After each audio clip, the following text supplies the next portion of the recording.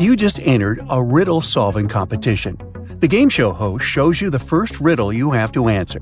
Take a look at the image. Who do you think will be able to make it all the way across the line?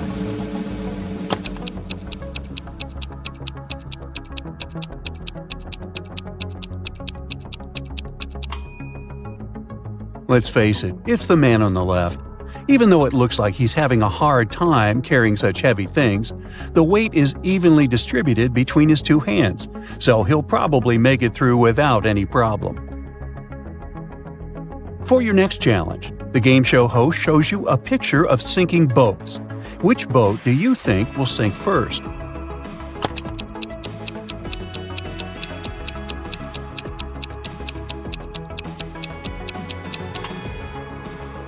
The first boat has 2 holes in it, but somehow it has way less water inside. The second boat only has 1 hole, but look at the amount of water that's gotten inside. It's definitely the second boat that's going to sink first. Since you passed the first 2 rounds, the third one gets a bit harder. Ken was riding on his rollerblades when he fell down and hurt his head. He woke up in the hospital, only to find that 3 Barbies were waiting for him. Take a look at the image. Can you figure out which Barbie is actually Ken's girlfriend?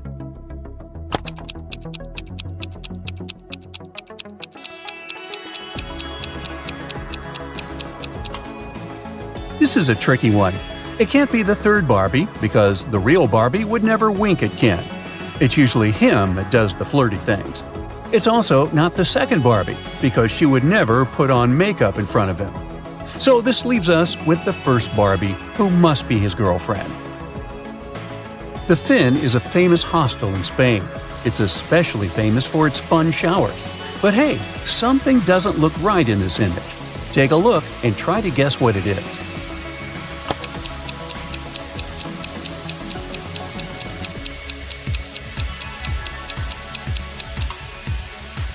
The woman on the right is squeezing a ketchup bottle instead of a shampoo bottle. That's definitely weird, huh? For the final rounds, the host picked out a few written riddles for you. The first one is, I speak without a mouth and hear without ears. Am I a microphone, a phone, or an echo? What would you say?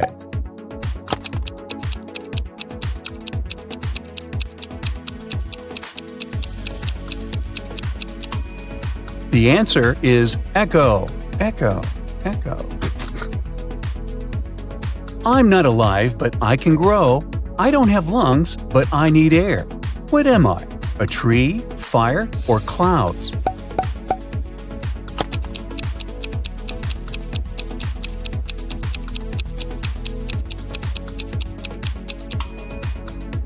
The correct answer is fire. Way to go if you chose that. Now, Carol was invited to a Halloween party in an abandoned house. Her friends asked if she was up for a challenge, and she said yes. Soon enough, she was locked inside a room.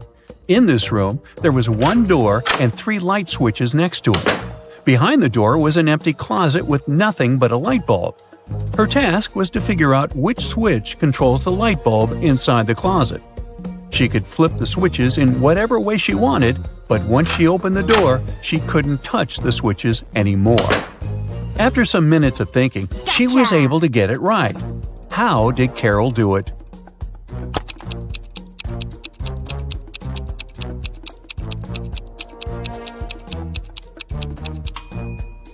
Okay, let's go step by step. She flipped switch number 1 and then waited a few minutes. She flipped it back to off and then immediately flipped switch number 2. Then she opened the door and checked the light. The bulb was off, so she discovered that it wasn't switch number 2 that controlled the light. So she decided to touch the bulb to test if it was hot or cold. If the bulb had been cold, that would have meant that switch number 3 controlled it. But the bulb was hot, so that meant that switch number 1 controlled 1. Way to go, Carol! To get back to the party, Carol had to solve another riddle. There were 2 hourglasses in front of her. One hourglass measures 7 minutes, and the other one measures 4 minutes. She needed to time 9 minutes using both hourglasses. How could she do it?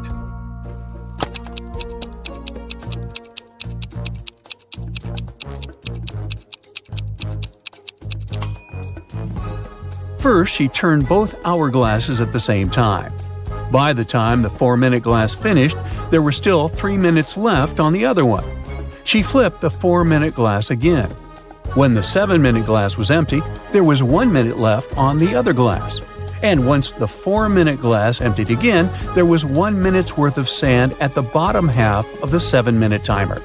She flipped it over again, so there was 1 minute worth of sand on the top of the glass. And when the 7-minute timer finally emptied again, 9 minutes elapsed in total. Anna sat down to watch her favorite TV show. She made some popcorn, turned on the TV, and nestled comfortably to binge-watch an entire season. Her cat Pepper sat down next to her, but after 5 minutes of screen time, Anna suddenly passed out. Look at the image. Can you guess what happened there?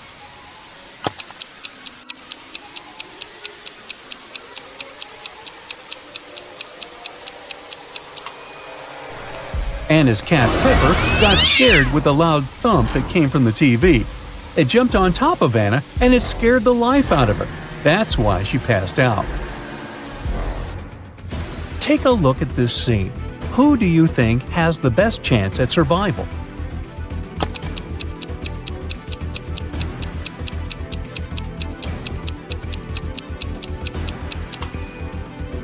The two guys look pretty stuck in there, but the woman on the right might have a chance.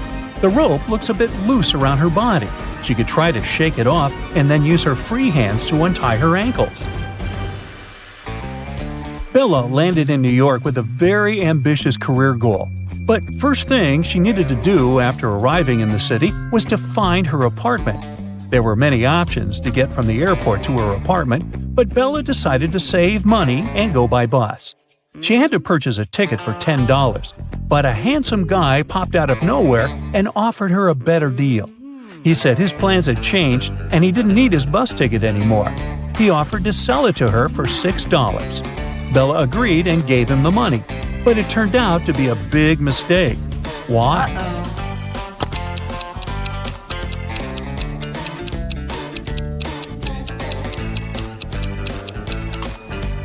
Take a look at the current date on the screen of the vending machine. And now check the date on the ticket.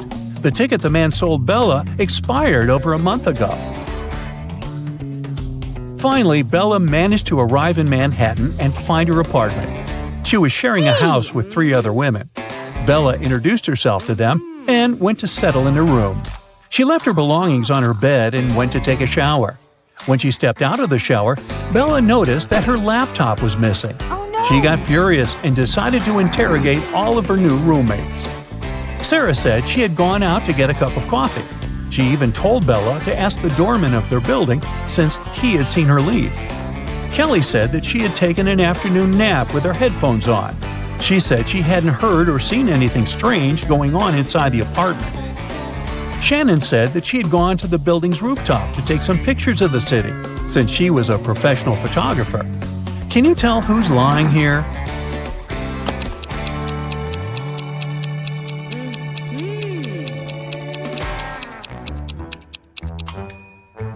It's Shannon. Uh-oh. If you notice the sign on the lobby, the building strictly prohibits people from accessing the rooftop.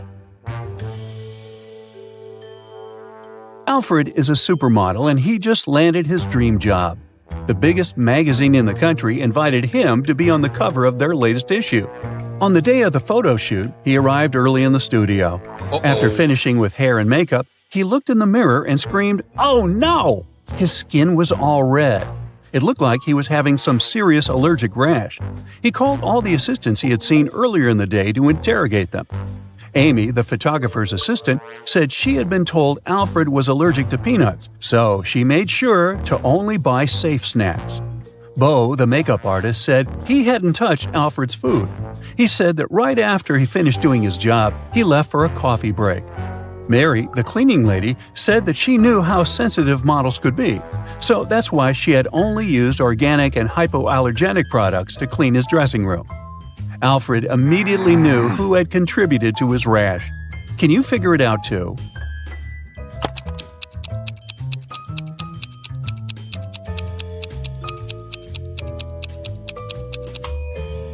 It was definitely Bo. Sure, he didn't have access to Alfred's food, but he was the only one who touched Alfred's face that day. Liv was recording a dance routine for her social media page when a huge portal opened up and swallowed her whole. The next thing she knew, she was stuck inside a big cavern. Out of the blue, a great genie appeared. He told her that she would only be allowed to leave if she figured a way out by herself. As soon as he disappeared, she saw that there were 3 buttons on the wall. There was a red, a yellow, and a green button.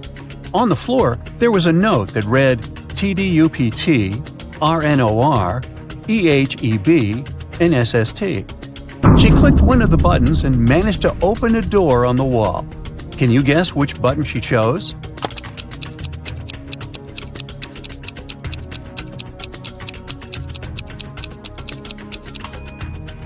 The red button. She unscrambled the words on the note and discovered it read, "Press the red button." As soon as she pressed the button, Liv was transported into a virtual reality world.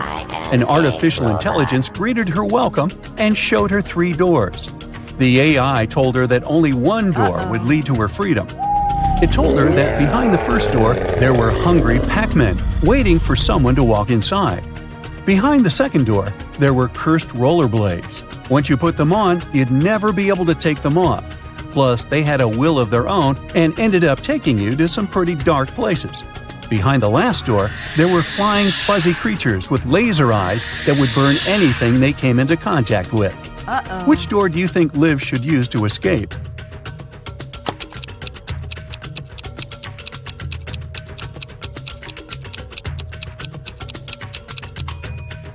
Well, she should pick the second door, because she wouldn't be obligated to put the pair of rollerblades on. She could walk past them and straight to her freedom. During the time she was gone, Liv noticed that someone had stolen her laptop. It had all her social media content on it. She figured it must have been one of her roommates, so she decided to take a look around the house and try to find it. Look at these images. The first room belongs to Jill, the second one belongs to Rachel, and the third one belongs to Amy. Can you figure out who stole Liv's laptop?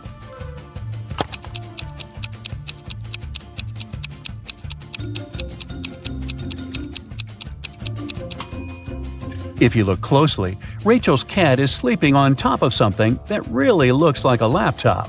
It must have been her.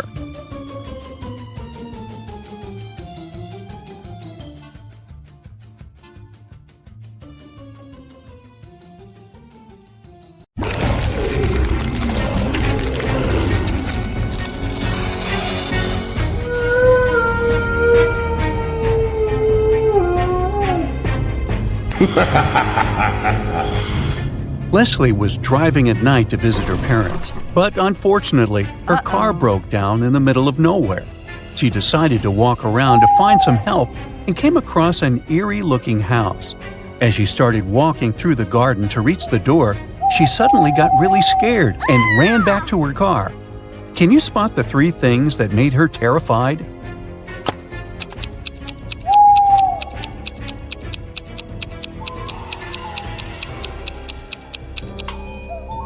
Look at the statue at the center of the fountain. Its eyes are moving left and right. Secondly, do you see the skeleton hands that are trying to crawl out of the ground? Creepy. And on top of everything, the black cat here has a snake tail instead of a regular one.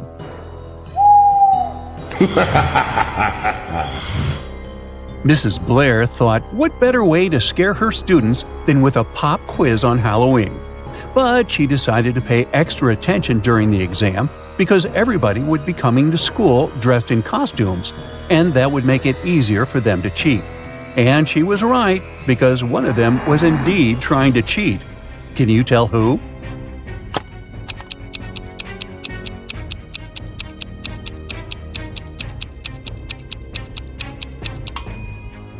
Look, this girl here is hiding a piece of paper with the answers under her witch's hat.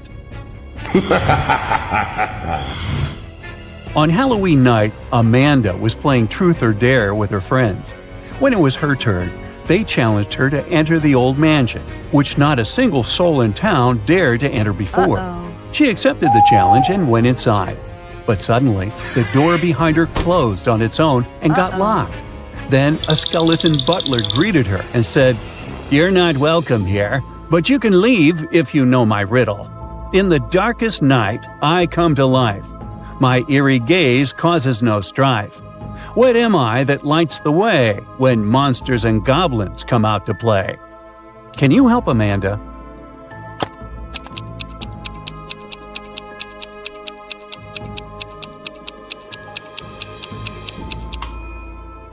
The correct answer is a jack-o'-lantern. Amy was invited to a Halloween party in her neighborhood. When she arrived at the house, she noticed three people in costumes who were chilling in the hot pool. But one of them was not a real human being. Can you tell who?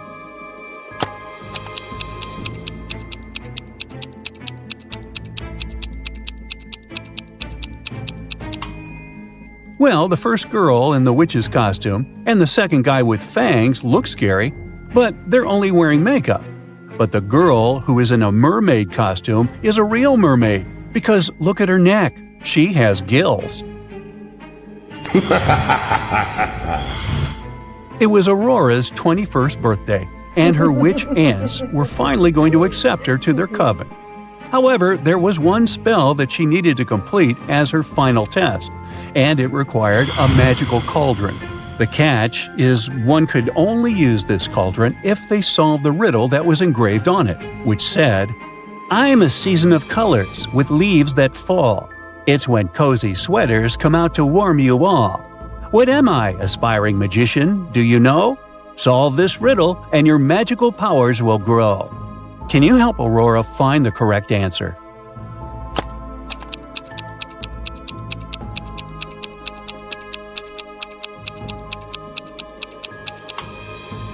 The answer you're looking for is the season of autumn.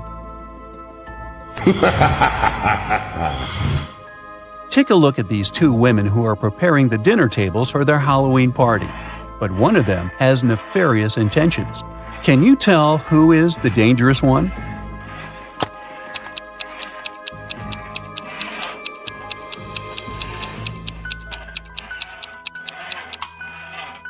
If you take a closer look, you'll see that the lady on the left is more spooky than scary. The green cream on the brownies may look poisonous, but it's just food coloring. And those fingers on the tray are only finger-shaped cookies. So she is simply preparing for the holiday. But the lady on the right didn't even bother to wear a costume, even though she's throwing a Halloween dinner party. And why would anyone sharpen their knives before her guests arrive? That's suspicious. So she must be the dangerous one.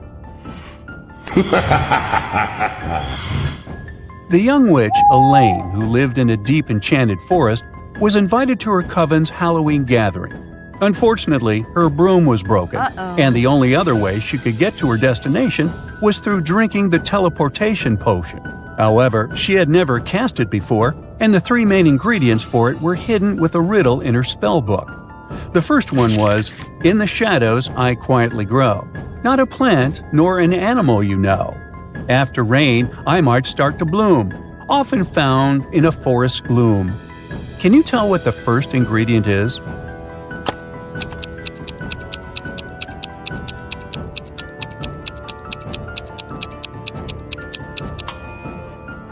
It's a mushroom. The riddle for the second ingredient went, "I'm as light as air, soft to the touch. Upon a bird's back, I don't weigh much. I help a creature soar high and free, yet I fall to the ground for all to see. What am I?" Do you know the answer?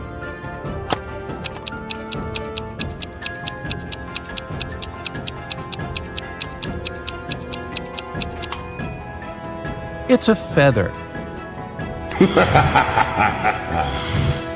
And the riddle for the third ingredient was this: "In darkness I weave my trap so discreet. With patience I wait for a tasty treat. Silent and stealthy in corners I bide. With multiple eyes my world I divide." Can you help Elaine find out what that is?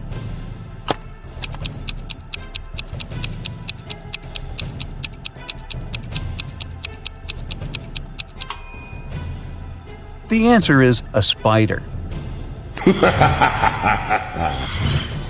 But now she needed to wander deeper into the woods to find those ingredients. Take a look around. Can you help her spot them?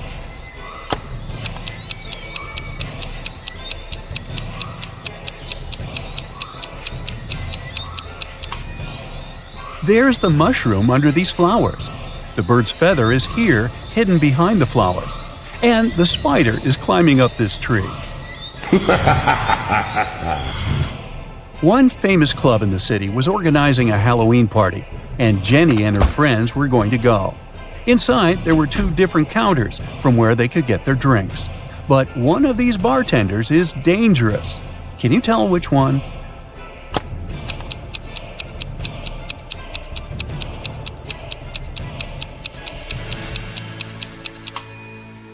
This bartender is dressed as a vampire for Halloween, and he is simply putting on a fire show. On the other hand, the bartender who is polishing the glasses has a bottle of poison here among the bottles, so the girl should avoid him at all costs. James was attending a Halloween dinner party. He wanted to have something to eat, so he headed to the open buffet. Examine these 3 snack options closely. One of them will hurt his stomach. Can you tell which one that is?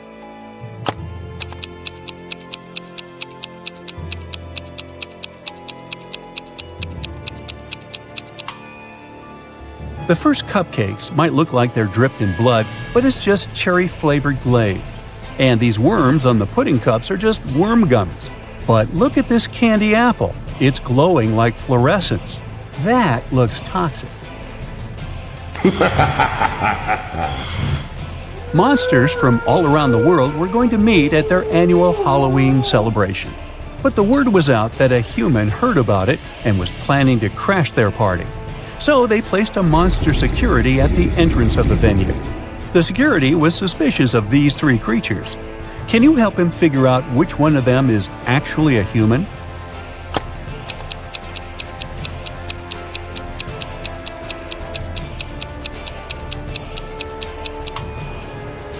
Take a peek at the moon. It's not full. Then how come this werewolf is here? He shouldn't have turned into one, so he must be a human wearing a costume. Amy and her friends went to the Halloween parade that was visiting their town. There was a scary maze, and Amy decided to try it herself. However, after a while, she got lost and started to panic. But she didn't notice that there were hints around the maze that would guide her to the exit. Can you spot them?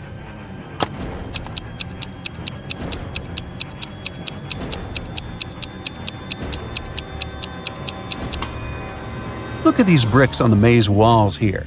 They're in the shape of arrows. So she can just follow them and leave. Aaron got dressed as a pirate for Halloween. On his way to his friends, he saw a glowing box on the side of the road. He got curious and went to check it out. He discovered that it was a treasure box. He tried to open it, but it was locked, and there was a riddle on it. I'm colorful and chatty, perched up high, with feathers so vibrant I catch your eye. I can mimic your words both near and far, found in the jungle or as a pet. Can you tell what am I?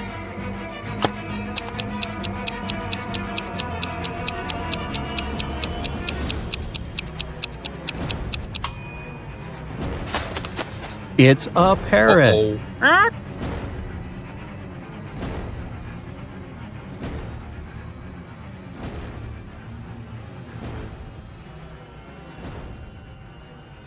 Erica wants to find her true love, so she's visiting a speed dating event. She talks to 3 strangers. Each guy tells her some brief facts about himself. Victor says, I'm an architect. I've recently built the largest skyscraper in this city, and now I want to settle down and find a beautiful wife. Jason says, I run my own bakery chain. I've never had any serious relationships because I was too busy with my work. And Edgar says, I recently got fired, but it's okay because my parents are billionaires. I'd like to find a soulmate to travel the world. Who should Erica choose?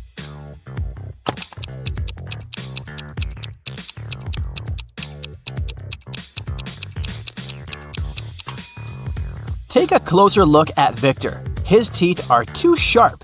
He doesn't eat or drink anything, and he doesn't have any shadow. It's not safe to date a vampire. As for Jason, he clearly wore a wedding ring. There's a tan line on his ring finger. Therefore, he's a liar. That's why Erica should choose Edgar. After the event, Erica enters her favorite Indian restaurant near her apartment. She makes an order, puts her bag on one of the tables, and goes to the restroom. After a couple of minutes, she returns and finds out that someone had stolen her bag. The waiter says, I saw someone with a neck tattoo running into the restaurant's second floor. Erica goes upstairs and finds 3 possible suspects. Can you spot the thief?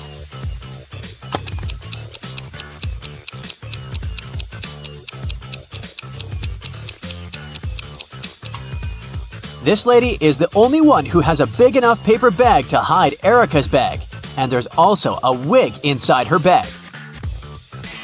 The next day, Erica invites Edgar over for dinner. She has some candies in the kitchen. They look similar but have 3 different flavors: 3 orange, 2 strawberry, and 5 grape candies. Suddenly, the lights turn off in the entire building. Now the kitchen is completely dark. How many candies must Erica take out to make sure she has at least 1 candy of each flavor?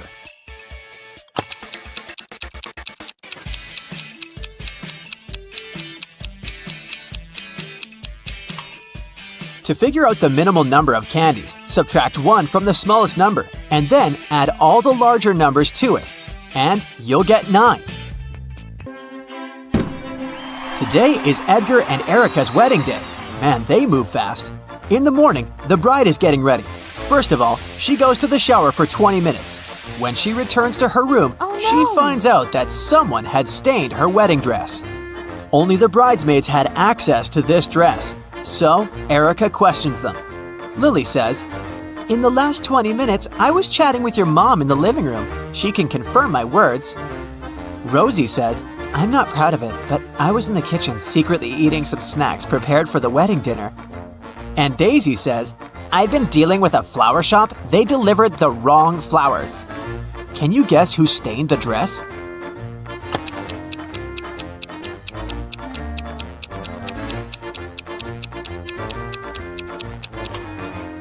It was Rosie. There's the same mud under her shoes. After landing, Edgar and Erica take a taxi and go to their hotel. Suddenly, they see a family of ducks crossing the road. Erica takes a picture, but unfortunately, it's unfocused. Can you count the exact number of ducks?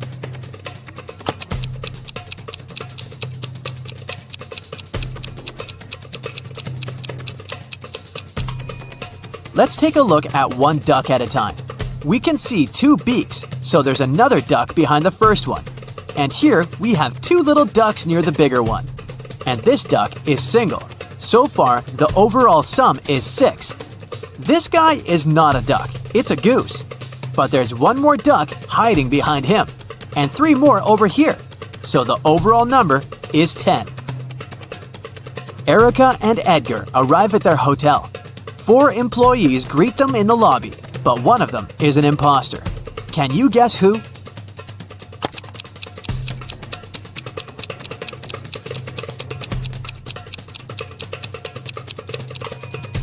Take a look at the logo of this hotel. It's a lotus with 6 petals, but the logo on this lady's badge has a 5-petal lotus. Therefore, she's a fake employee. The hotel manager gives the guys a key to the best room for the newlyweds. They go to check out the room, but when they see the interior, they immediately ask for another one. Why?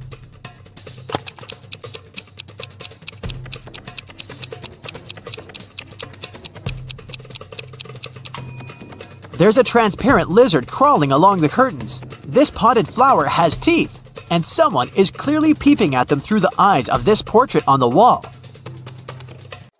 Brittany works in a secret agency specializing in defense against dark magic. She has to hire one person with psychic abilities. There are 3 applicants for this position. One of them doesn't have any supernatural powers. Can you guess who?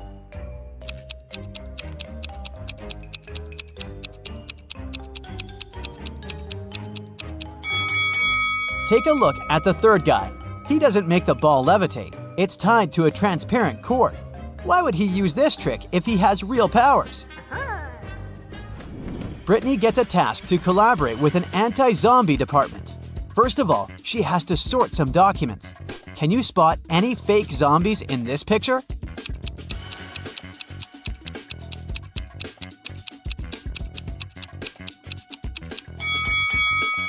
This one with a walkie-talkie. She's probably an undercover agent.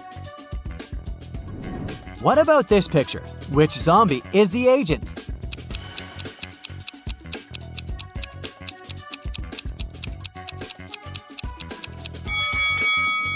This guy is flying a drone, so he's not a real zombie. Let's take a look at the next picture. Which zombie is a woman?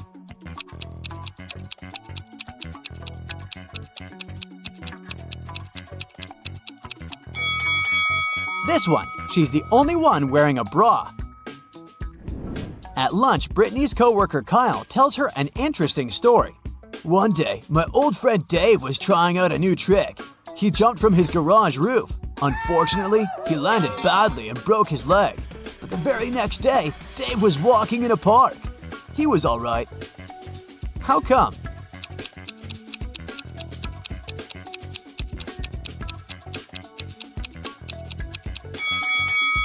See this detail? Dave is a robot, so they were able to repair him in just one day. Suddenly, Brittany receives a call. A crying woman says, "Hi, I'm Nina. I took our sons out of town to my parents for the week, but someone attacked my husband, Charles. I rushed back as soon as he called me." Brittany arrives at the crime scene and questions 3 suspects. Lauren, the maid, says, "I was cleaning the house all day long. I was so tired that I went to bed early." Xavier, the gardener, says, "I was busy in the garden. When I went home for dinner, Charles was fine." And Bob, the cook, says, "I did not leave the kitchen at all. Charles only gave me 2 hours to make dinner for the whole family." Brittany spots a liar right away. What about you?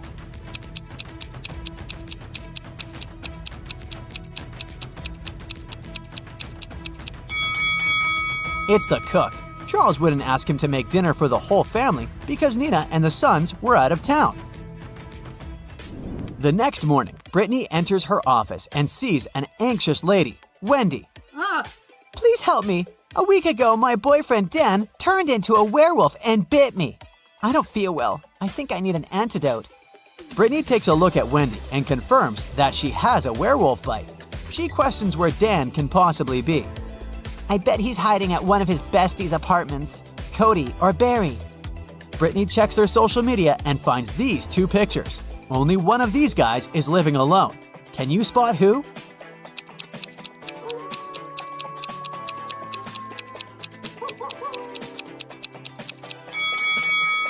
Cody has 2 toothbrushes. Therefore, Barry is living alone. Brittany goes to Cody's home to interrogate him. She asks, "When was the last time you saw Dan?" He replies, 7 days ago, we had dinner at my place and played video games all night. The next morning, he left and hasn't called me since." "Oh, really? Did you spot anything weird about him?" "Nope, just an ordinary night. Why are you asking? Did something happen?" After hearing his answer, Brittany knows exactly that Cody is a liar. Why?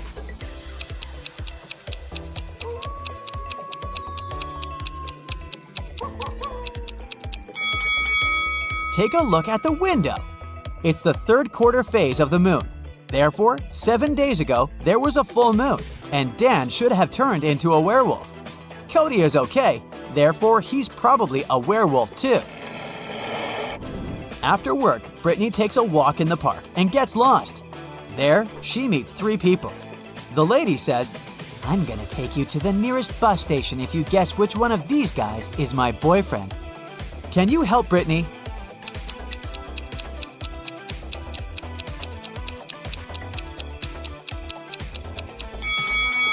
The guy on the right is her boyfriend. She's wearing his jacket.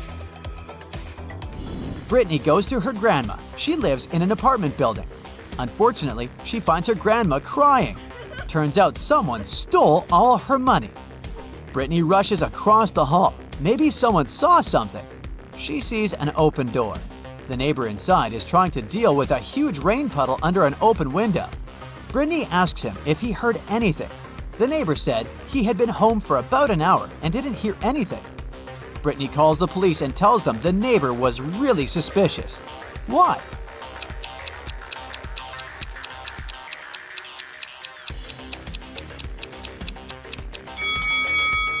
That neighbor obviously lied. If he had really been home for an hour, he would have closed the window ages ago to avoid the puddle. Nellie and Kelly have a night shift in a 24-hour supermarket at the local mall. They need to restock some food. To do so, they have to walk to the warehouse through a dark and empty mall. At 3 a.m., they discover that someone stole all the money from the cash register. Brittany arrives and asks the ladies just one question. "What were you doing when the robbery took place?" Nellie says, "I went to the warehouse to get more cookies. It took 15 minutes to find the right box. When I came back, the cash was already gone." And Kelly says, "I'd already finished restocking my section, so I decided to go out of the supermarket and do a little shopping in the mall." Who's the thief?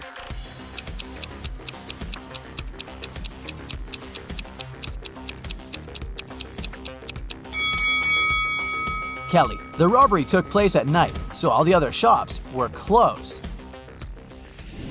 Brittany turns on the corporate laptop and finds out that someone had changed the password. Luckily, she finds a note with a clue nearby. She enters the number, but it doesn't work. Can you crack the password?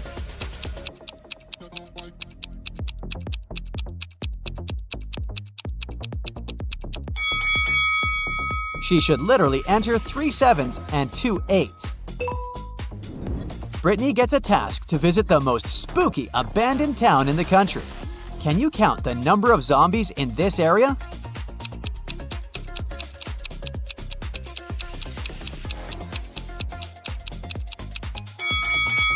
$11.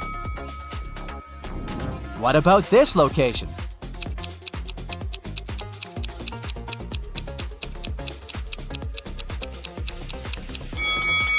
There are 13 zombies. Early in the morning, Brittany is waiting for her train in the subway. She's eating an apple she always has for breakfast. Suddenly, Brittany sees a homeless man yelling random words. "Pig! Human! Chicken!" Brittany gets mad and approaches him to stop that. "Why are you so rude?" But he ignores her and just yells, "Apple!" Why is Brittany so terrified?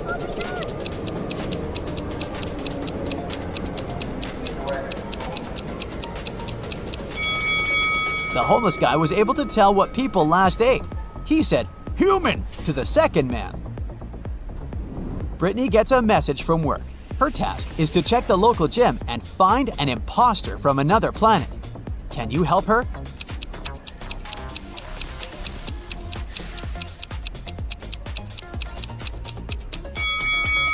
This lady. Humans don't have zippers on their skin, do they? Brittany catches the guest from another planet. Her name is Stella. Brittany offers to have a smoothie in the local cafe and talk. Can you spot 10 differences between these two shelves with beverages?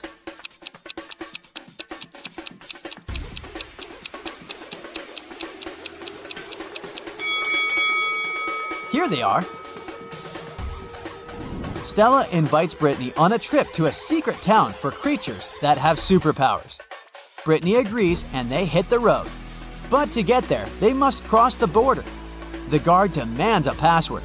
Can you help Brittany crack the code?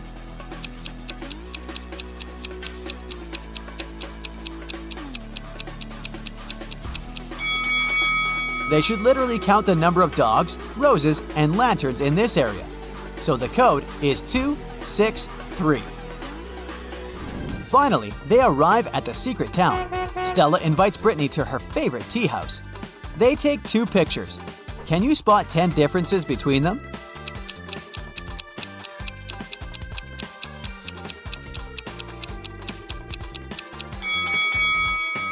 Voila! Suddenly, Brittany hears a scream. Staff members found their boss, Miss Young, unconscious in the backyard of the tea house. Someone pushed her from the balcony. Brittany suspects that the criminal is among the waiters. Can you spot this person?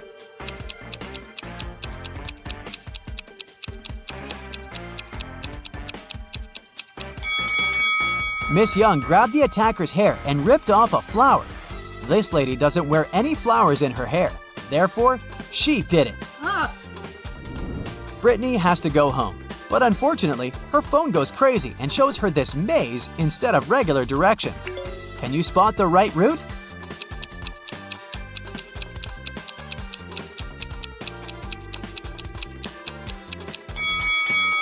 Only option A will bring Brittany home. You just entered a riddle solving competition. The game show host shows you the first riddle you have to answer.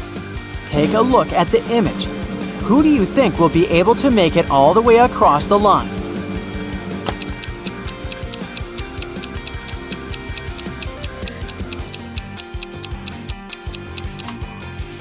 Let's face it, it's the man on the left. Even though it looks like he's having a hard time carrying such heavy things, the weight is evenly distributed between his 2 hands, so he'll probably make it through without any problem. For your next challenge, the game show host shows you a picture of sinking boats. Which boat do you think will sink first?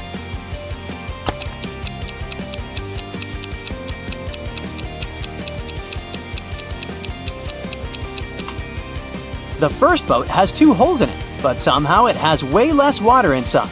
The second boat only has 1 hole, but look at the amount of water that got inside. It's definitely the second boat that's going to sink first.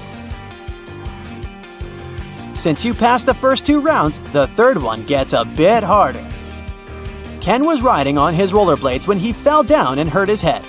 He woke up in the hospital only to find that 3 Barbies were waiting for him. Take a look at the image. Can you figure out which Barbie is actually Ken's girlfriend?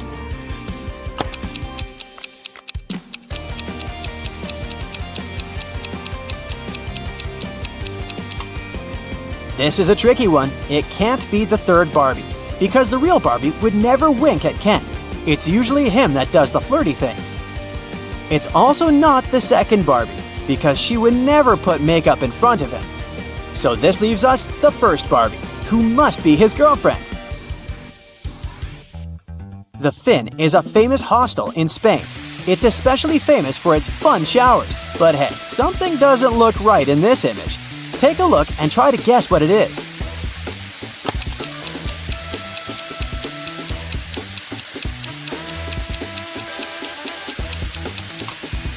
The woman on the right is squeezing a ketchup bottle instead of a shampoo bottle.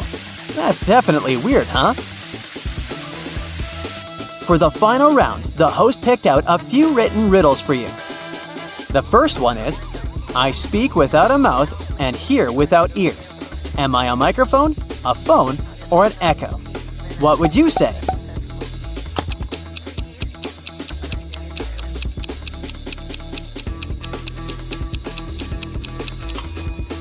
The answer is an echo. I'm not alive, but I can grow. I don't have lungs, but I need air. What am I? A tree, fire, or clouds?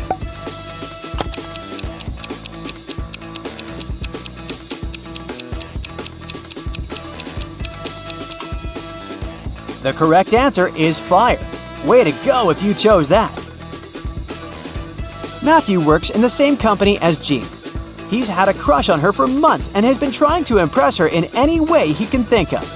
That's why he decided to take part in the Brain Challenge, a contest his company organizes once a year. By saying yes, he had to answer a bunch of expert-level questions and solve some pretty difficult riddles. For the first round, he had to crack a rebus puzzle. Take a look at the piece of paper they gave him. Can you guess the answer?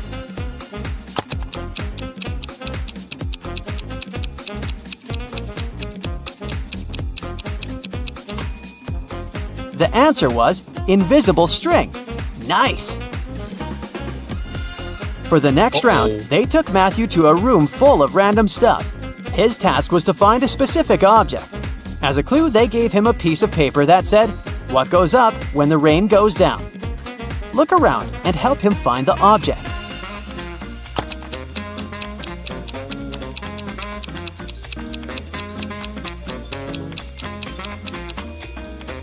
It was that red and blue umbrella over there. For the final round, Matthew had to solve an AI riddle. If he answered it correctly, he would win the contest's main prize and probably Jean's heart. The riddle said, "I have 1,000 needles, but I do not sew. What am I?" Can you guess what he answered?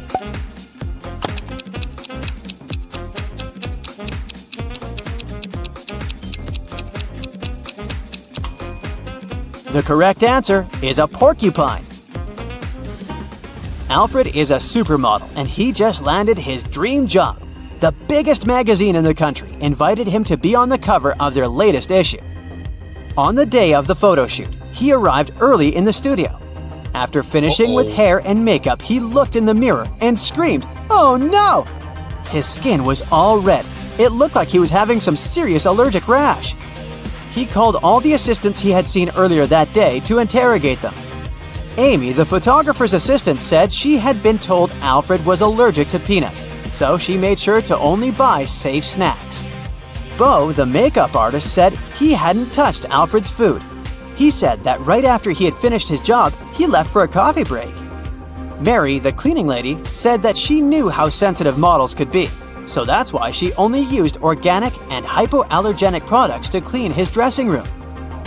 Alfred immediately knew who had contributed to his rash. Can you figure it out too?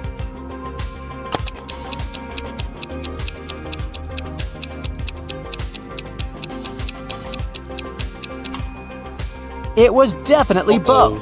Sure, he didn't have access to Alfred's food, but he was the only one who touched Alfred's face that day. Liv was recording a dance routine for her social media page when a huge portal opened up and swallowed her whole. The next thing she knew, she was stuck inside a big cavern. Out of the blue, a great genie appeared. He told her that she would only be allowed to leave if she figured a way out by herself. As soon as he disappeared, she saw that there were 3 buttons on the wall. There was a red, a yellow, and a green button. On the floor, there was a note that read, TDUPT RNOR EHEB SST. She clicked one of the buttons and managed to open a hidden door on the wall. Can you guess which button she chose?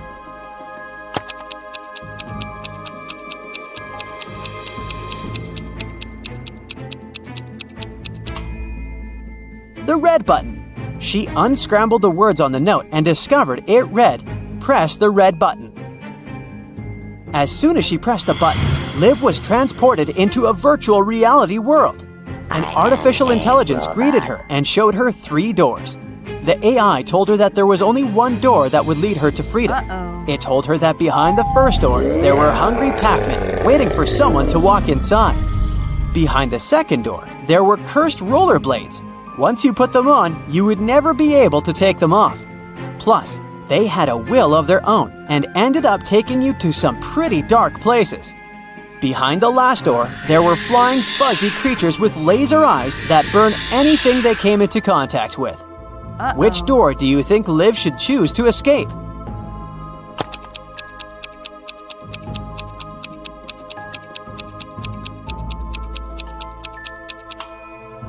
Well, she should pick the second door because she wouldn't be obligated to put on the pair of rollerblades. She could walk past them and straight to her freedom. During the time she was gone, Liv noticed that someone had stolen her laptop. It had all of her social media content in it. She figured it must have been one of her roommates, so she decided to take a look around the house to try to find it. Take a look at these images. The first room belongs to Jill. The second one belongs to Rachel, and the third one belongs to Amy. Can you figure out who stole Liv's laptop?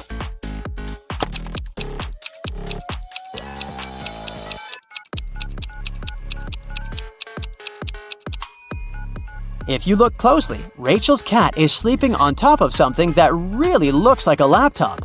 It must have been her. On a hot summer day, Marjorie decided to go to the public swimming pool.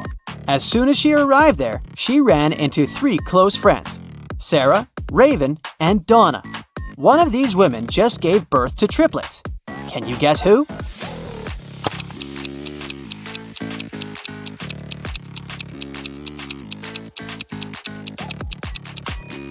It was Donna. If you look closely at her wrist, she's wearing 3 DIY bracelets with the word Mom written on them. Sam was backpacking through Latin America when he stopped at a restaurant to get some lunch. When he walked inside, he immediately spotted something weird. One of the customers is definitely not human. Can you guess who?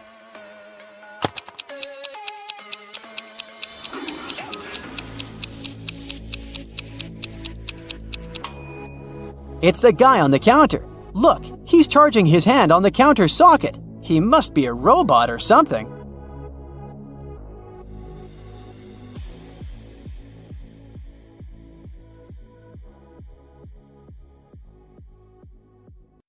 Oliver was attacked in his flat and taken to the hospital. There are 4 suspects, all of them Oliver's neighbors. Wow, I'd find another apartment. Amelia said she'd been walking in the park since early morning. Henry explained he had been painting in his studio and had heard nothing. Jacob said he had been repairing his car. Sophia answered she'd been taking a bath for the past 3 hours. Look at these people's hands and try to figure out who's lying.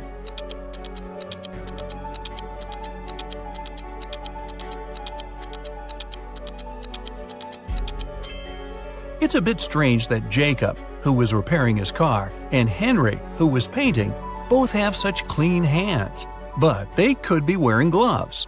On the other hand, Sophia's hands and fingers don't have wrinkles, but it would be a natural skin reaction after 3 hours in a bathtub.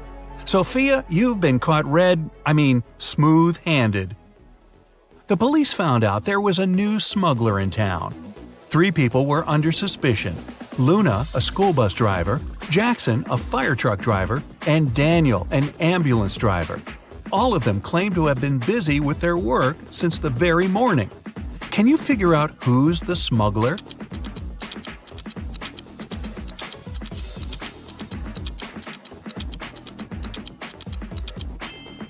Look at the car Daniel drives. On such vehicles, the word ambulance is normally written backward. It's done so that other drivers can instantly read the inverted word in their rearview mirrors. Well, it seems Daniel has given himself away. It was the day when Jacob was supposed to be discharged from the hospital. He had spent a couple of months there and underwent several surgeries. His doctor told him he was going to be fine. It was safe for Jacob to leave the hospital. But the guy didn't believe these promises. In low spirits, he walked home. On the way, he accidentally bumps into an elderly lady. She gets furious and started to shout at Jacob. But instead of arguing back, he hugged the woman and ran home. Why?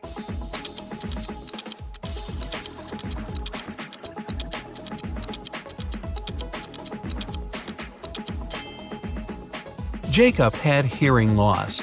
He didn't believe his problem could be helped. But when he heard the woman shouting at him, he realized the doctor had told him the truth. Maybe the doctor should have shouted. Chloe stayed late at the office that day. When she was driving home, the woman was worn out. At one moment, she even started to doze off. That's when it happened. She spun off the road and crashed through the fence that was on her way. She couldn't control the car anymore. It slipped down a steep hill and ended up in a lake. Chloe couldn't move her arms. They were stuck. She couldn't undo her seatbelt or open the door. The car sank to the bottom of the lake. Was Chloe doomed? Rescuers arrived 3 hours later. The woman was still in the car, but she was alive. How did she survive?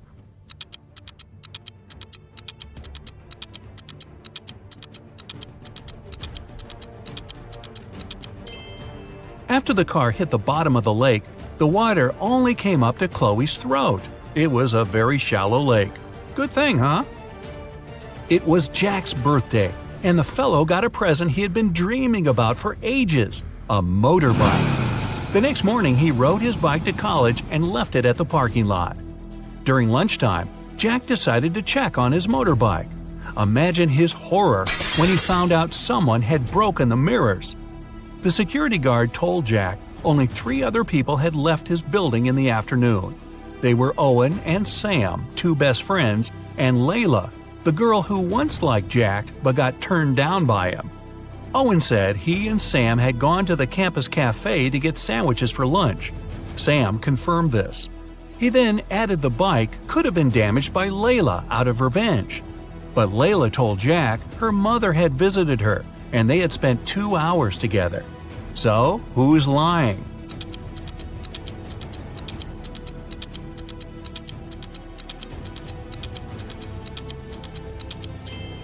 Owen has a paper bag with food delivery written on it. It means the guys ordered their lunch, not bought it in the cafe. They broke Jack's mirrors and tried to frame Layla. Not a good reflection on them, huh? Detective Taylor was chasing a dangerous criminal. Suddenly, the man entered a hospital. Oh no, there are hundreds of rooms there. Luckily, it was raining and the criminal left footprints on the hospital floor. The detective followed them and got into a small room. There were 3 people there, all covered in bandages from head to toe. But one of them was a fake patient. Who?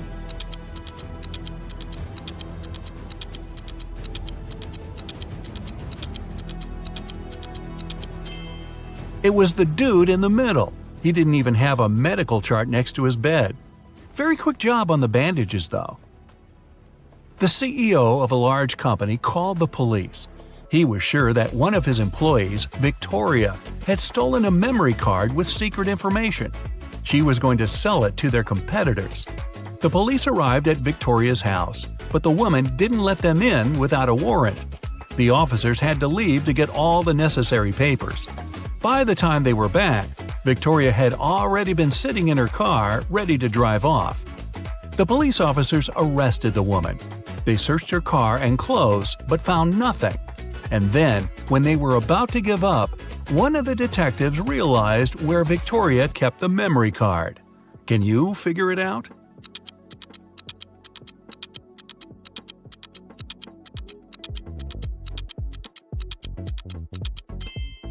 When the police first came to her, the woman had her hair down. But after that, Victoria changed her hairstyle. The memory card is in her bun. Yep, Victoria and her sticky bun. Michael was going home from the gym when everything went black. When he regained consciousness, he found out he was in a locked room. Next to the door, there was a computer with a keyboard. On the screen, there was a riddle. Michael had to write the correct answer and the door would open. The riddle went like this. It makes 2 people out of 1. What is it? Michael typed the needed word and the door opened. He was free to go. What was the answer?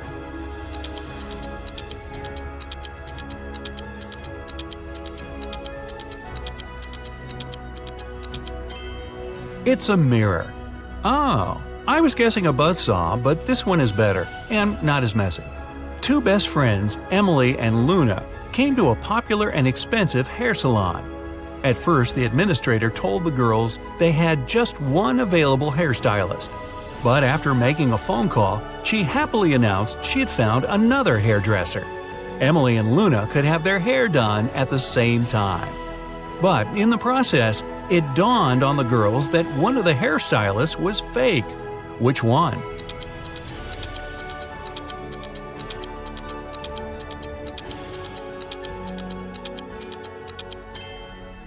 Both hairstylists are using regular scissors, but instead of hairspray, the one on the left is holding a can of bug spray. Yeah, that's a big clue right there. A man on a bike grabbed Sarah's bag with all her documents, money, and smartphone and sped off. The only way the girl can get her bag back is by taking someone's car and driving after the criminal. There are 3 vehicles parked nearby. Which one can Sarah break into and drive off? Borrow.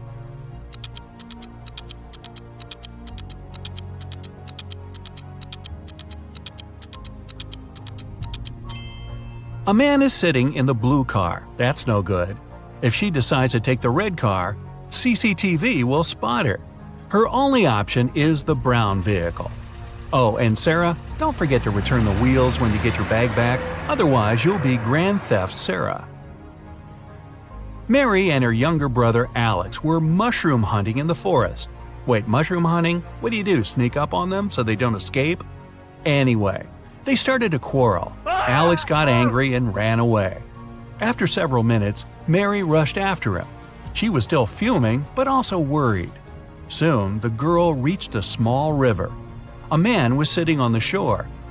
Did you see a teenager here?" Mary asked. "Yep, he's just taken a boat and made it to the other side." But Mary didn't believe the man. Why?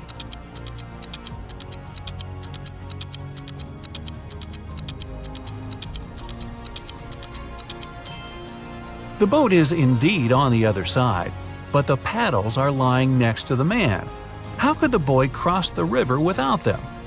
So, where's Alex? Kidnapped by the escaped mushrooms? We may never know. Ella came to a party that took place in her best friend's house.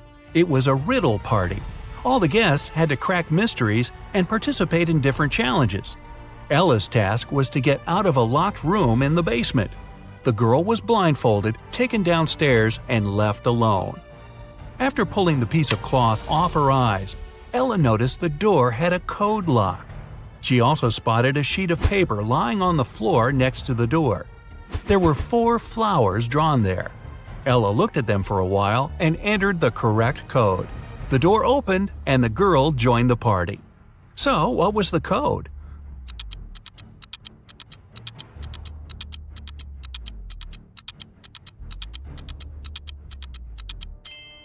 Ella counted the petals on each flower. The code was 5748. Carter was visiting his friend Mateo, who lived in another city. Mateo loved riddles. In the evening, he challenged Carter to get the key to the guest room where the guy was supposed to be sleeping. Mateo dropped the key in the bucket filled with cold water and told Carter to get it. But he couldn't touch the water or use anything to pull the key out. That night, Carter slept in the guest room. How did he get the key?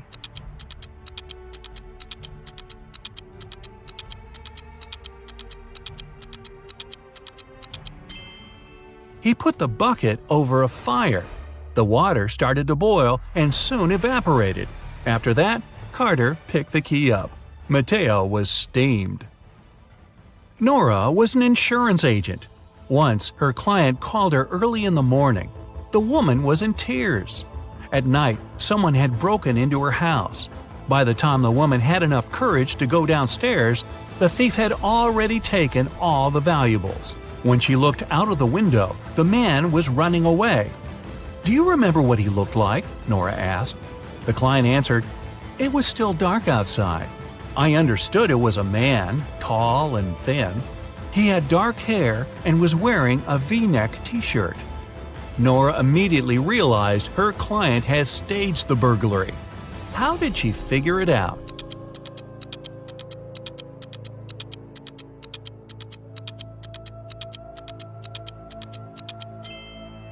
It was dark, and the man was running away from the client's house. Then how could the woman see he was wearing a V-neck t-shirt? Beats me.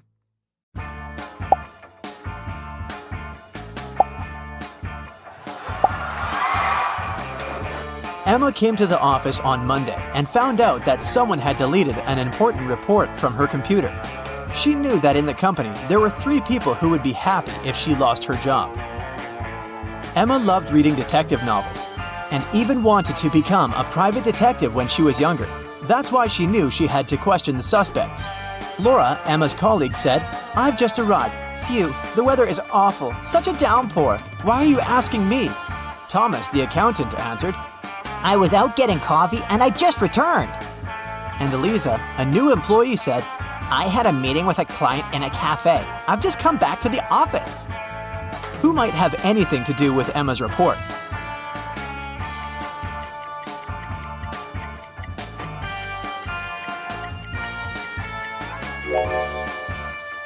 Eliza. Pay attention to the suspect's feet. Thomas's and Laura's shoes are wet. They got caught in the rain, but Eliza's high heels are perfectly dry. She must have lied about going out to meet with a client. Emma found this strange. To confirm her suspicions, she decided to watch Eliza, but the very next day, the girl disappeared, along with some very important documents. Emma's boss asked her to help him return the documents. He didn't want to inform the police yet. Despite all, Emma was happy. She could fulfill her dream of becoming a detective. Eliza's computer was protected with a password. After an hour of failed attempts, Emma finally noticed a piece of paper on the floor under Eliza's desk. She picked it up. I'm made up of two words joined together. I'm a dish. My first half is a famous genre. My second part is a grain. What am I? The answer to this riddle might be the password, but what is it?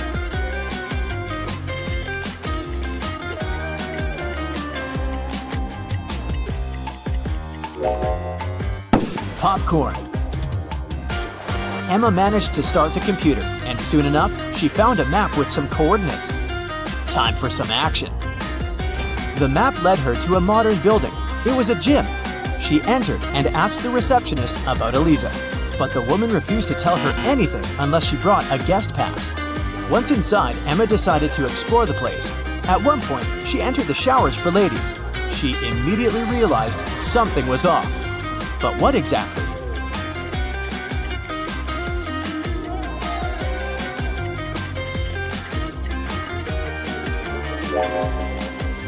See that man reflected in the window?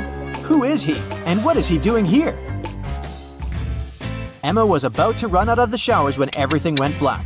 When she woke up sometime later, she realized she was in a small room without windows. There was a door with a combination lock. In her hand, she was clutching a note. Spelled forward were those rodents that terrify you. But what you need is spelled backward. You can't touch it, but you can see it at night. What is the password?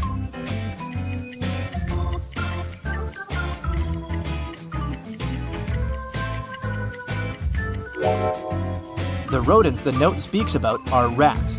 Then the word Emma needs is star. The girl managed to open the door. She rushed out of the room but stopped abruptly. She saw a large armchair. A man was sitting in it. It was the man from the showers at the gym. Here you are. He exclaimed cheerfully. I admit that at first I wanted to bring your boss down, but I've changed my mind. I want to play now. If you crack all my riddles, I'll give you the documents and let you go. Emma had nothing to do but agree. The man said, "See, I have a room filled with gold. Once, 3 thieves sneaked into that room, but only 2 of them walked out. After they left, the room was empty.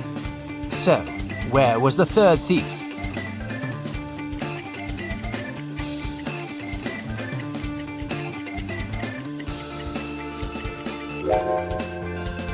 The 3rd criminal was in a wheelchair. He didn't walk. He rolled out of the room.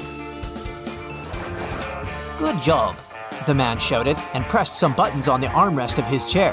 Emma screamed as she felt herself falling through the floor. It was pitch dark in the basement. Suddenly, a torch on the wall lit up. Emma saw 3 doors. Behind the first door, there was a dense jungle full of dangerous creatures. Behind the second door, there was a gigantic fire-breathing dinosaur whose breath could burn through any kind of material. And behind the third door, there was a lake filled with ice water. The water was so cold it needed just a few seconds to freeze literally anything. Which door should Emma choose?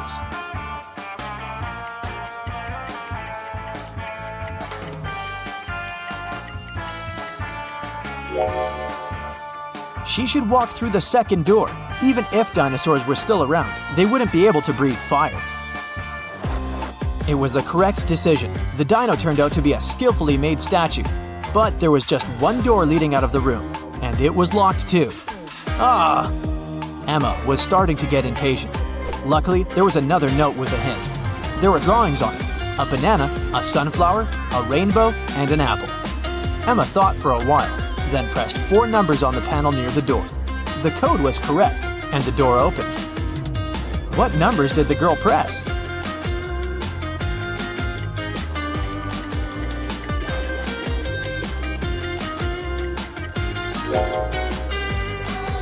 One, 3, 7, 1. Each digit corresponds to the number of colors of the objects in the picture.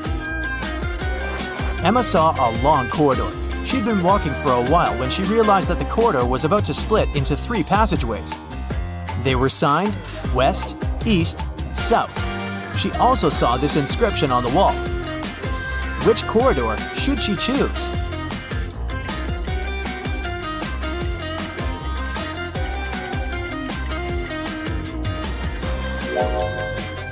Emma tilted her head and looked at the inscription upside down. This way, it read, South. That's where she needed to go. Soon, the girl saw 3 doors on her way. On the floor, there were 3 keys that could open these 3 doors. What is the biggest number of attempts she will need to figure out the key for each door?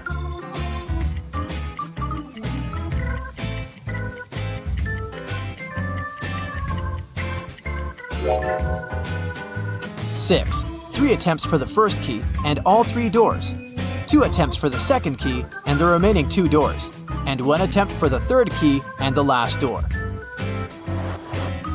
Emma decided to go through the left door, and guess what? She ended up in the room with the armchair again. The man was there too. He asked her, "Today is Friday. You need to do something 72 days later. What day of the week will it be?"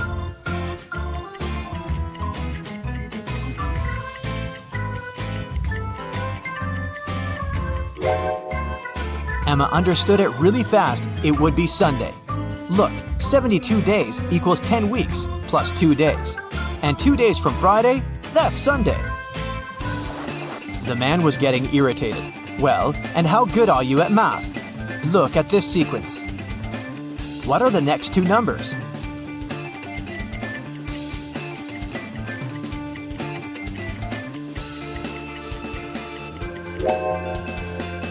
The next 2 numbers should be 20 and 28.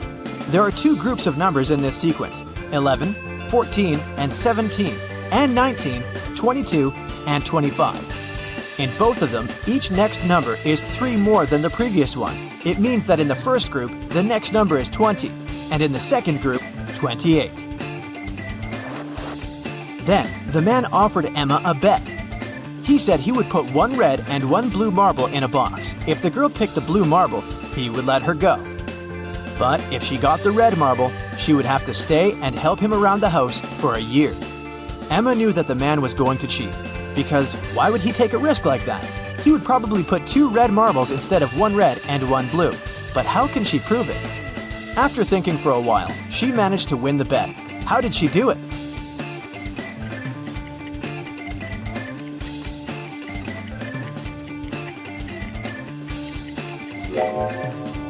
Emma picked a marble and quickly put it in her mouth without showing it to the man. The marble that remained in the box was red. According to the rules, it meant that the marble Emma had chosen was blue. The man didn't want to admit that he had tried to cheat. Okay, I'm not going to go back on my word, but here's the last riddle.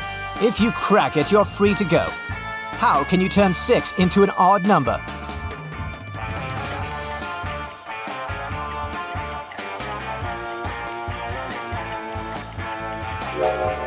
Emma didn't need to think much. She removed the letter S, which left IX. That's the number 9 in Roman numerals, and this number is odd. The man could do nothing. He gave Emma the documents and let her go. The girl was happy. Do you think she should pursue the career of a detective? When it was finally time to board the plane, it turned out that there were no more economy class seats left. Kim and Ashley were offered to fly in business class. Oh, yes. There, the girls saw 3 people. When the flight attendant served them fresh juice, she whispered that Kim and Ashley were extremely lucky. They were about to travel next to a famous Italian billionaire. Oh. Can you guess which of these passengers is the billionaire?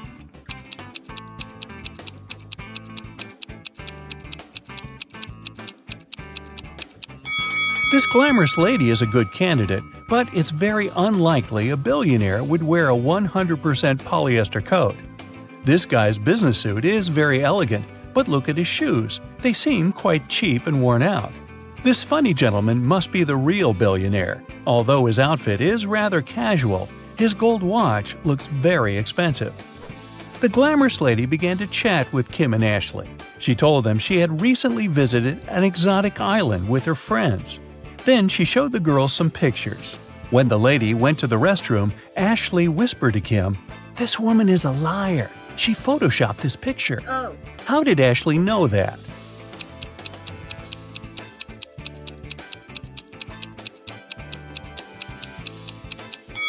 It's all about the shadows. They all look natural, except this one. People are sitting in their seats. The lights turn off. Someone is chewing popcorn. Someone is drinking soda. The movie starts. This is a horror movie. Someone screams. The ticket taker enters the hall. Several people haven't paid for their tickets. Guess who?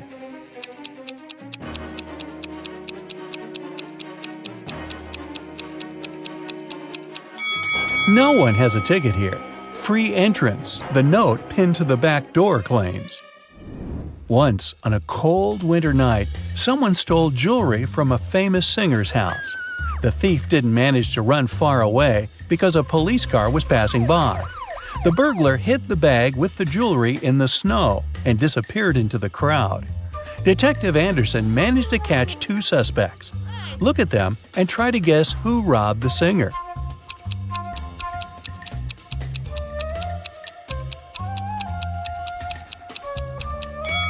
If you dig snow with your bare hands, they will turn red. This man has red fingers and palms. But that woman could dig snow wearing a pair of gloves, so she could be the thief too. But she wouldn't be able to run in such high heels. After the meeting, Zoe unboxed a delivery from a popular writer. He sent Zoe his new masterpiece in secret. Zoe didn't say anything about this to her colleagues, but one of them was actually trying to steal the script. Can you guess who this person is?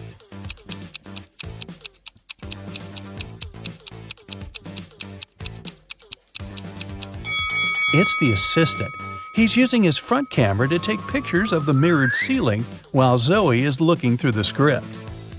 You're walking along the beach. Suddenly, you hear a scream. A woman is calling for help. She's drowning.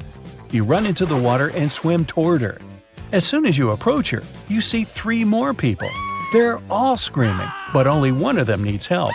The rest are mer people who want to take you to their kingdom. How can you find out which one is human?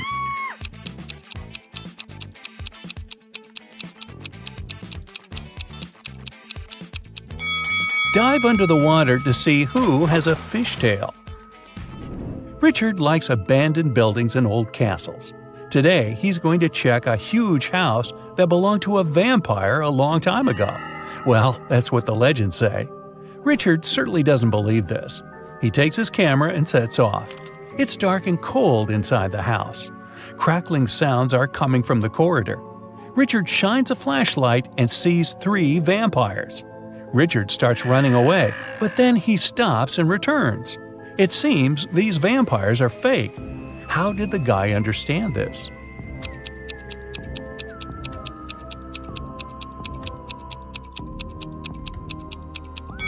There's a mirror on the ceiling above the first vampire, and he gets reflected there. The second vampire has no fangs. The third one? Uh-oh, he seems to be real. Better run. Now, Richard wants to visit an abandoned hospital. There are rumors that werewolves live there.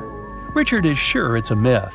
He's walking around dark hospital wards all night, but finds nothing. He's about to leave, but 4 men block the exit. They are howling and growling. Which of them is the real werewolf?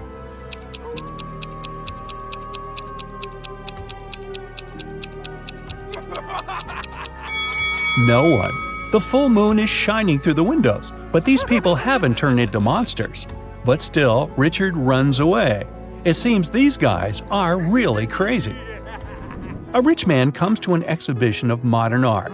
He's going to buy a new painting for his collection. The owner of the exhibition shows him 3 works of different artists. In the first picture, there's a green triangle with a sunflower in the middle. The second painting is of a tiger taking a selfie on its phone. In the third picture, there's a flying house. The collector is sure that one of the paintings is fake. Which one?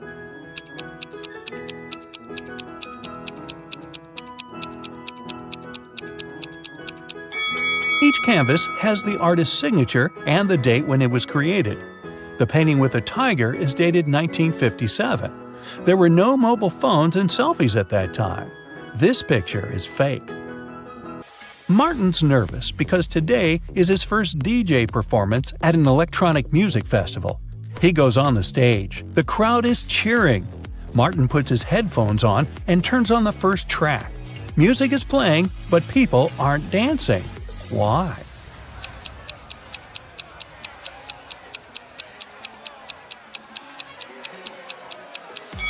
The music is only playing in the DJ's headphones.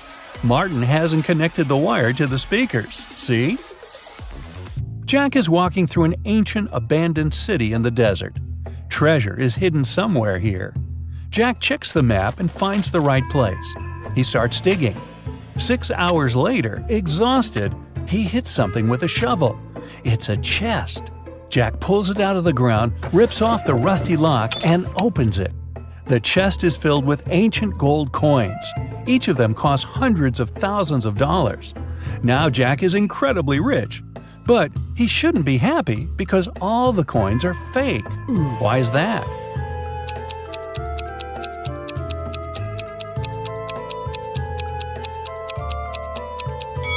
Each coin has a date, 145 BCE. It seems they're really old, but people who lived at that time couldn't write BCE on their coins because they didn't know they lived before the current era. A university professor enters a lecture hall where his colleague, an elderly teacher, is giving a lecture on quantum physics. He's drawing formulas on the board, and his students are using their laptops to take notes. The professor knows that one of these students is sleeping. He starts walking around the room, stopping behind each of them in turn. Who's dreaming right now?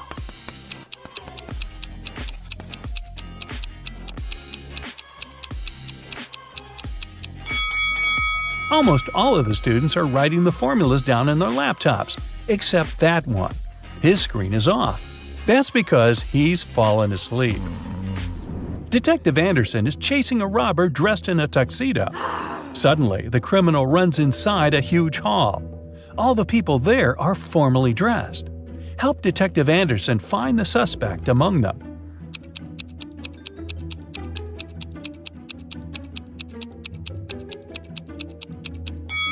Catch that guy. He's sweating because he's been running. Leo's boss yelled at the guy because he hadn't completed his weekly work plan. Now, Leo has to spend his entire weekend in the office finishing his work. The boss took Leo's magnetic card so that he couldn't leave the building. Several hours had passed. Leo feels hungry. There's no water or food in the office, but there's a fridge and cooler in the next room behind the door with a magnetic lock. On Monday, Leo gives his boss the completed report. Somehow, the guy managed to get food and water. How did he do it?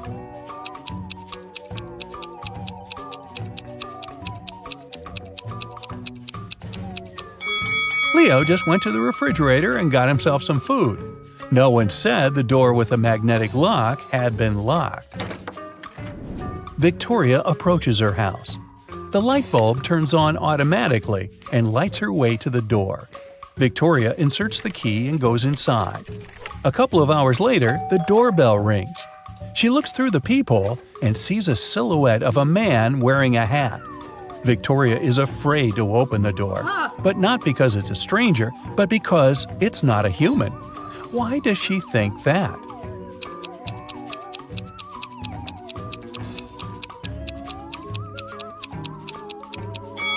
The light sensor didn't work, so there's no physical body outside. There's a huge airplane hangar on the edge of the desert. Pilot Tyler steps inside and notices a cat sleeping near the ceiling on one of the beams. Tyler decides to save it. There are no stairs and nothing else that can be used to get there. The only thing Tyler sees is a large puddle of water on the floor. How did the cat get there?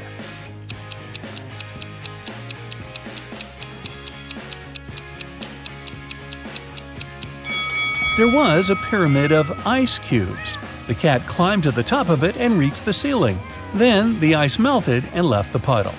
Gee, I guess I won't mention my theory about the cat drinking so much water to the point of bursting, which then propels the cat up in the air and, well, let's stick with the ice cubes. Margaret, Rachel, and Diana are walking down the street, sharing their plans for the weekend. The girls look rich, but only one of them has a lot of money. Who is it?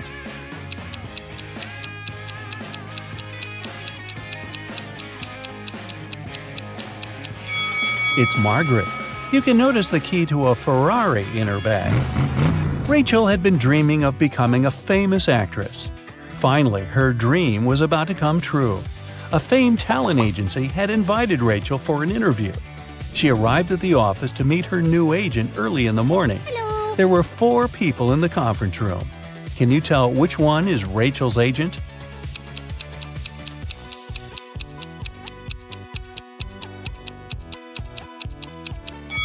This guy is the only person who doesn't have an employee badge, so he's probably a guest too.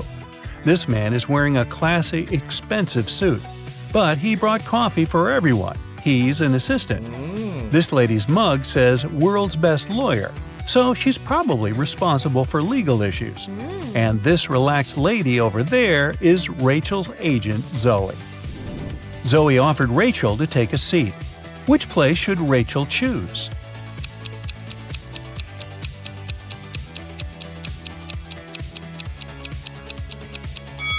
This chair is missing one leg.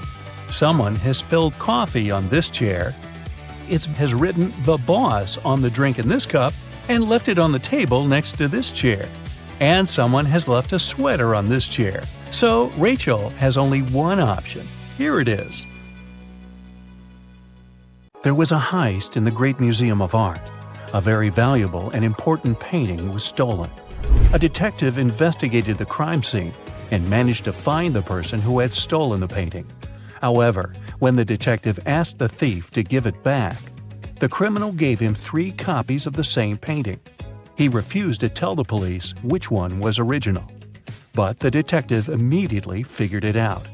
How do you think he did it?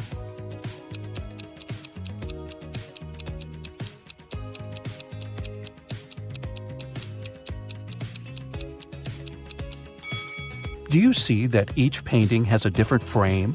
But only one of them is similar to the frames of other paintings in the museum. And since this museum is known to use the same style of frames, this one is the original painting. Jeremy was accepted to the best school of witchcraft and wizardry. One of the classes he had to take was about transforming into animals. 3 professors taught that class, and each of them specialized in transforming into one certain animal.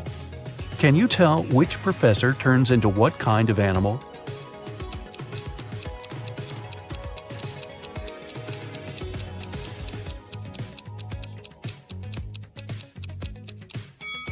Do you see that the first professor has a forked tongue? She must transform into a snake. Have you noticed that the second professor has a lion's tail? Her animal must be a lion. And do you see bear claws the third professor has? Then he must turn into a grizzly bear. Tony was going to study abroad for 1 semester. He flew into another country, found his new dorm where he was going to stay, and unpacked his stuff. Then he called his parents to inform them he'd arrived. They asked him, "What time is it there?" Tony was pretty tired and jet-lagged, so he couldn't immediately tell what time it was. Can you help Tony figure out the time?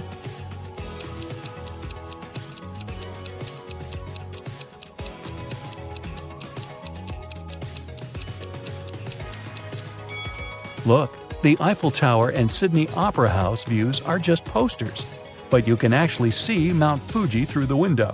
So, Tony is in Tokyo, and it's 8:45 there. Carly, Zoe woke up one day and found themselves in a weird place that looked like a jail. Which of them will be able to escape?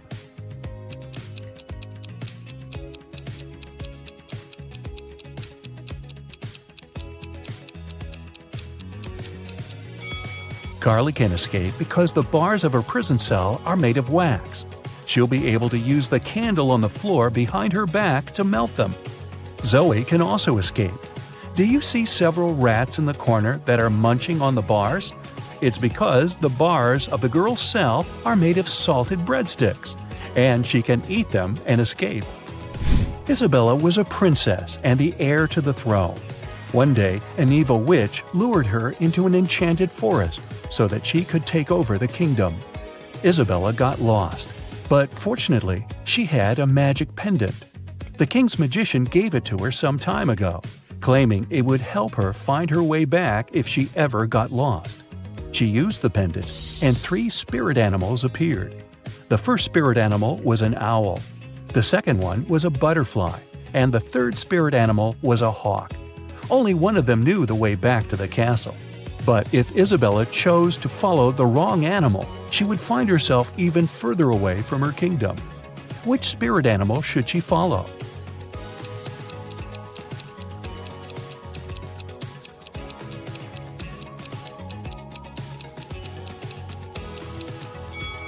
Have you noticed the kingdom banner in the throne room?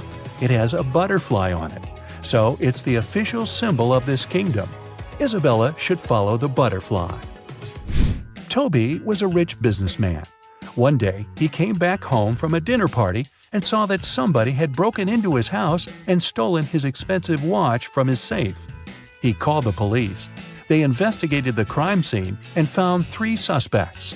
Gordon said that at that time, he'd been at home trying to make his teenage kids go to bed. Danny said he'd spent the whole night at a party with his friends. And Matt claimed that he'd been at a movie theater watching a new superhero movie between 12 and 2 a.m. The police immediately realized who'd broken into Toby's house and stolen the watch. Have you figured it out?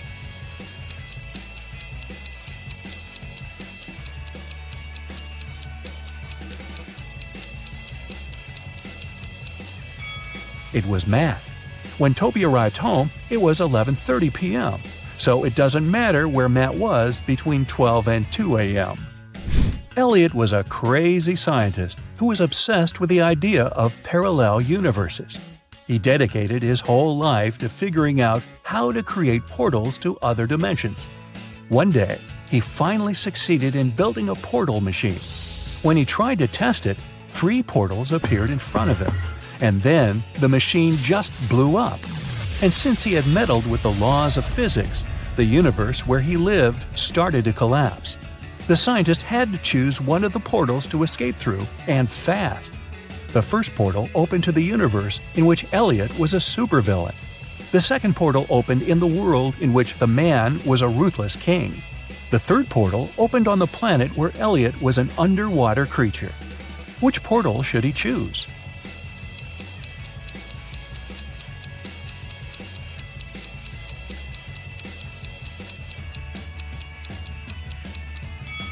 Do you see the portal machine the supervillain Elliot is holding? It's the same as the one that destroyed itself. Apparently, supervillain Elliot is a scientist as well. He might be able to help the real Elliot to bring his original universe back by making a better portal machine. Sally was at a crowded concert. Suddenly, she felt somebody reaching into her bag and pulling out her wallet that only had her credit cards inside. She couldn't see who the person was, but after checking the footage from the surveillance cameras, security guards were able to narrow it down to 3 suspects. Joshua said he had been sharing concert videos on his social media and didn't have anything to do with the theft. Jennifer said she was super rich and didn't need anyone else's wallet with credit cards. She only used cash when she went shopping. Penny said she had been singing along to the song the band had been playing, so she didn't even know what had happened. The security guards immediately figured out who the thief was. Who stole Sally's wallet?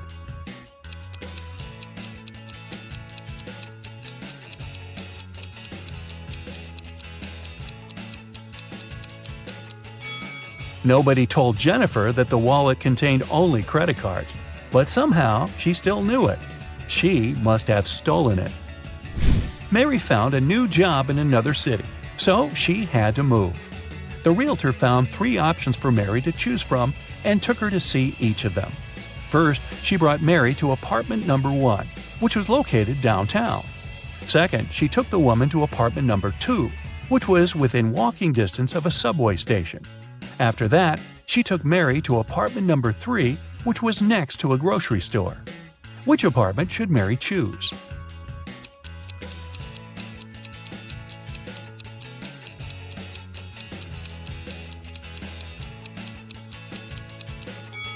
Since apartment number 1 has a rat living in it, and apartment number 3 has a crack in one of the walls, Mary should choose apartment number 2.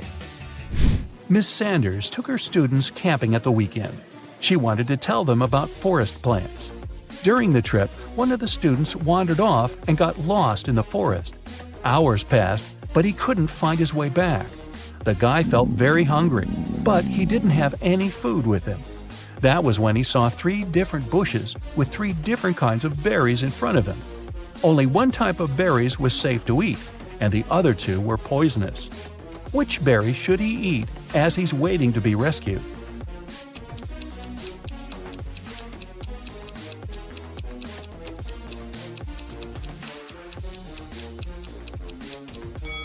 Remember the poster that was in the classroom?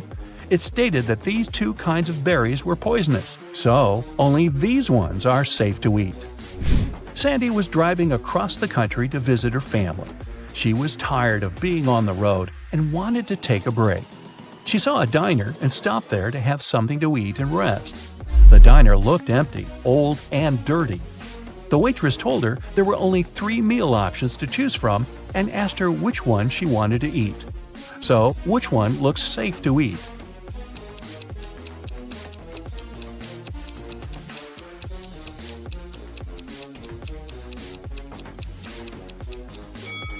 Do you see the fumes coming from the first meal? They're green. That can't be a good sign. And the third meal has a little bug on it. Yikes! So Sandy should eat the second meal and get the heck out of there. Audrey won the Best Actress Award at a film festival. But when she left the stage and went to give an interview to the reporters, her award was stolen. A police officer arrived and found 3 suspects. The first suspect was Grace, a cleaning lady. She said she had been taking selfies with her favorite celebrities backstage and didn't have anything to do with the award. The second suspect was Gabrielle, a reporter. She said she had stolen the award because she had been with other reporters waiting for her turn to ask Audrey some questions. The third suspect was Catherine, an actress. She said she was not the one who had stolen the award because she had been among guests watching the show. Besides, she already won the Best Actress Award last year. The police officer knew who was lying. And you?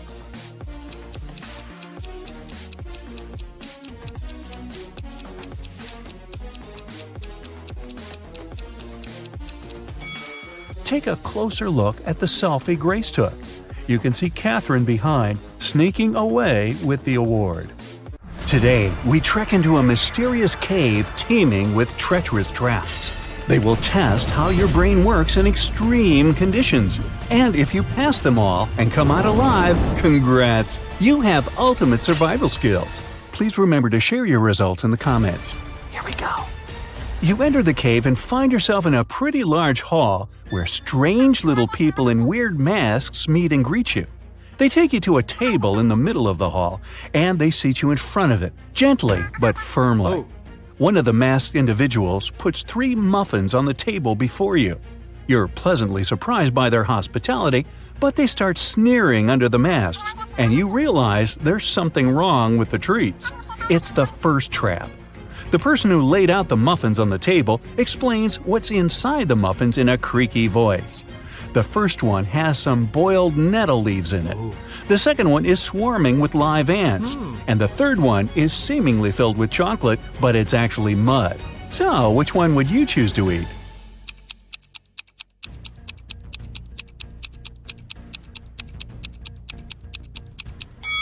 Well, live ants and mud are a no-go for sure. Even though ants might actually be edible, who knows what species they belong to? And it's also yucky, truth be told. But surprisingly, boiled nettle leaves are A-OK to eat, despite nettle being a plant that burns your skin upon touch. It only does so when it's fresh. Boiled leaves lose their burning quality, and nettle soup is an actual dish in many cultures, so we settle for the nettles. You've happily wolfed down the nettle muffin, quite yummy by the way, and the little masked people let you through to the next chamber. As you walk down the hall, suddenly the floor starts shaking, and before you can leap to safety, it crumbles beneath your feet, falling down and taking you with it. You hit the floor, rise to your feet, and when the dust settles, you see you've ended up in a room with 3 doors. Great, it's another trap. Each door has a warning sign on it, and there's also a panel with 3 levers marked A, B, and C, of course. Each of the levers opens a specific combination of doors, not just a single one. The sign on the first door says it contains swarms of mosquitoes just waiting to drink you dry. There is toxic gas behind the second door, which will fill the chamber you're in as soon as you open the door. And the third door releases a powerful stream of water that will wash away everything it hits, but it will only last 30 seconds. The A lever opens the mosquito door and the gas door. Lever B will open the gas door and the water door. And the C lever will release the stream of water and the mosquitoes. Oh goody. Which one would you pull?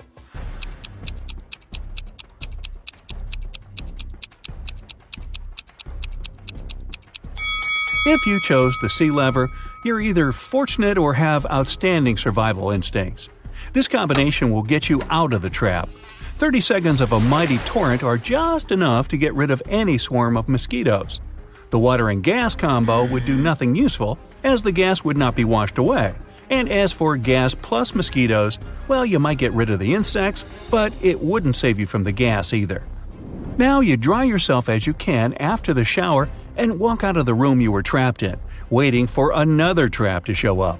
Bang! A huge boulder falls right behind you and starts rolling your way. You run away from it and duck into an alcove in the wall to your side. The boulder rolls past and you sigh in relief. You walk further and reach a straight hallway with rounded walls and a ceiling that slopes downwards. With a thunderous crash, another boulder smashes through the ceiling and comes barreling towards you fast. The boulder fits the tunnel perfectly, and there's no hiding place to get away from it now. A few feet ahead of you are a series of tripwires that stretch from floor to ceiling close to each other. They're very sensitive, and each one will cause a bottomless pit to open right beneath your feet if you touch it. To your left is another alcove in the wall, but if you attempt to squeeze into it, the boulder will press you with some force against the wall as it passes, and the wall has nails sticking out of it from floor to ceiling. Down by your feet is a hole in the floor, but it's only a couple of inches deep. On the bright side, there are no nails in it. So, what's your choice? A. Try to slip between the tripwires. B. Squeeze yourself into the nailed wall. Or C. Lie down in the hole in the floor.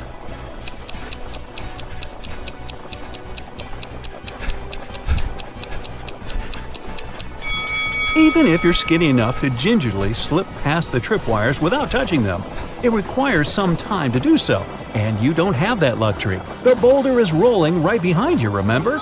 Also, there's a very high risk of activating the wires and getting flung into the abyss. The hole in the floor looks like the safest option, but it's only a couple of inches deep. Unless you're just a couple of inches thick yourself, you have every chance of becoming so, thanks to the boulder behind your back. In fact, the alcove in the wall with the nails in it is your only chance of survival. Remember yogis and magicians who can sit on a bed of nails without any harm? They can do that because the principles of pressure work in this case. Pressure is force divided by area.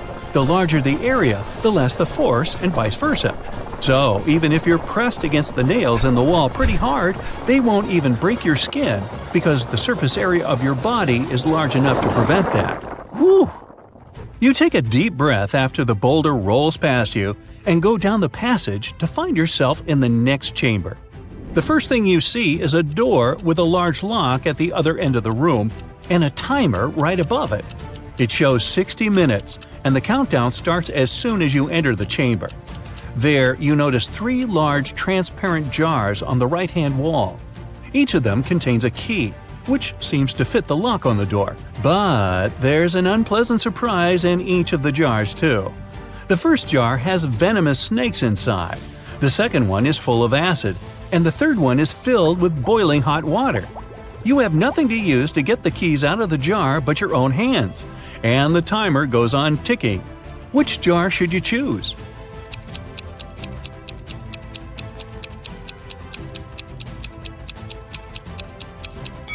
Snakes won't bite unless you scare them, and trying to get the key from their jar definitely qualifies as a scary action, so don't even try that one.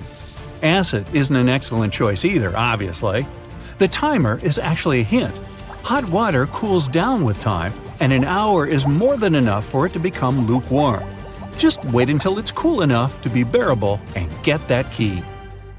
You happily open the door and find yourself in an open, sunny glade somewhere deep in the unknown woods. You've made it out, but how do you get back home? In the sky, you see a helicopter flying by. It seems they don't see you. The chopper almost flies away, and you need to do something quick to make the pilot notice you. In the grass in front of you, there's a box of matches, a pile of large twigs, and a pocket mirror. What should you do?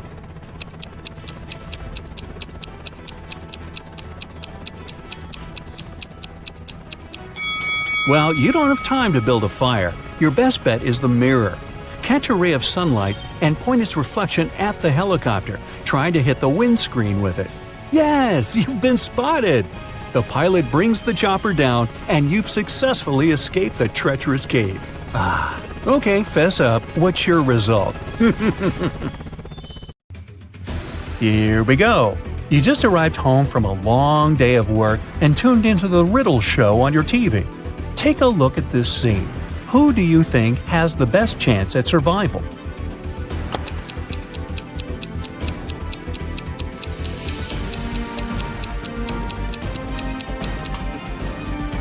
The two guys look pretty stuck in there, but the woman on the right might have a chance. The rope looks a bit loose around her body. She could try to shake it off and then use her free hands to untie her ankles. Which one of these definitely isn't human?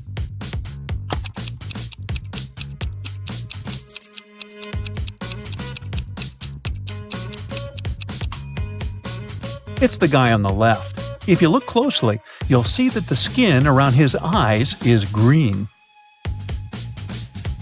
Take a look at these three guys. Which one of them is going on a date tonight?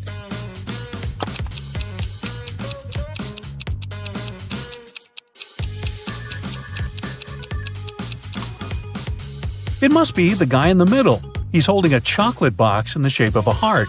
It's wrapped with a bow and everything. Alice, Beth, Cece, and Diana are standing in line to get a new video game. Alice is standing between Beth and Cece. Cece is in front of two people, and Diana is standing in front of her. Can you say the exact order in which the girls are standing?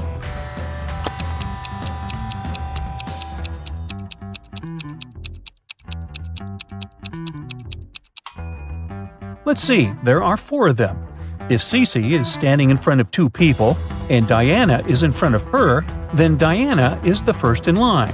Cece is the second one. Then Alice is standing between Beth and Cece. So the third person is Alice, and the last one is Beth.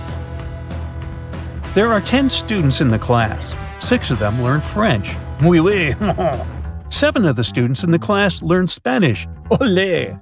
If every student learns at least one foreign language, how many students learn both French and Spanish?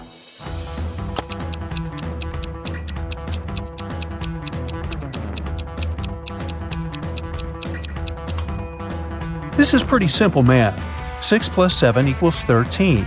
If there are only 10 students in the class, that means that 3 students are learning both French and Spanish. A police officer was following a robber around the city. Suddenly, the criminal rushed toward a hospital and disappeared. When the police officer entered the building, he saw 3 people. One of them must be the robber, who had dressed up pretending to be a doctor. Can you tell who the criminal is?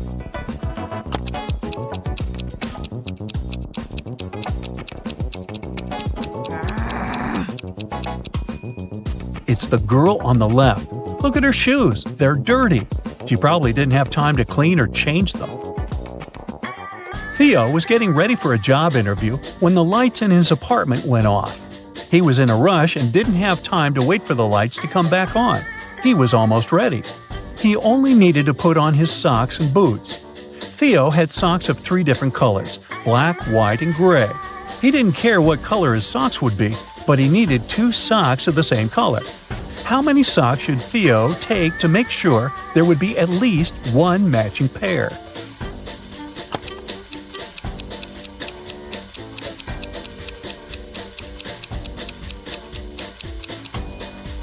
He just needs 4 socks.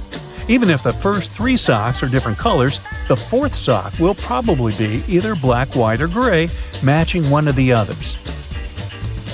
Devin takes showers every day, but on even days of the month, he takes a long bath. During 1 year's time, how many baths does he take?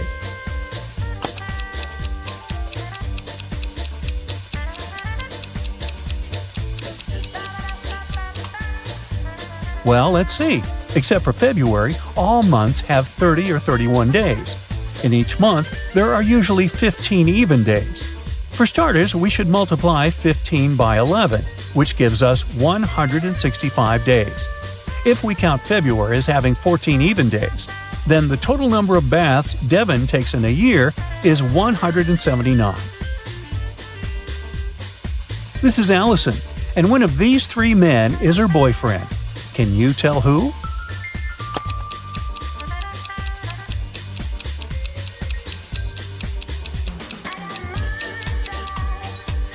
It's the guy on the left. Look, they have matching tattoos.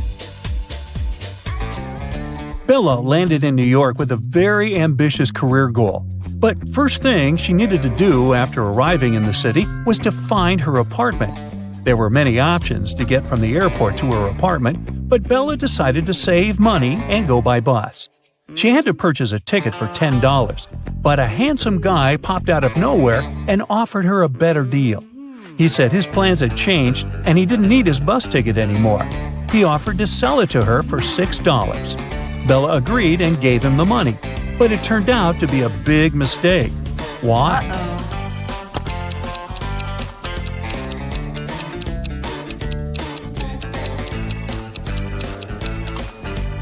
Take a look at the current date on the screen of the vending machine. And now check the date on the ticket. The ticket the man sold Bella expired over a month ago. Finally, Bella managed to arrive in Manhattan and find her apartment. She was sharing a house with 3 other women. Bella introduced herself to them and went to settle in her room. She left her belongings on her bed and went to take a shower. When she stepped out of the shower, Bella noticed that her laptop was missing. She got furious and decided to interrogate all of her new roommates. Sarah said she had gone out to get a cup of coffee.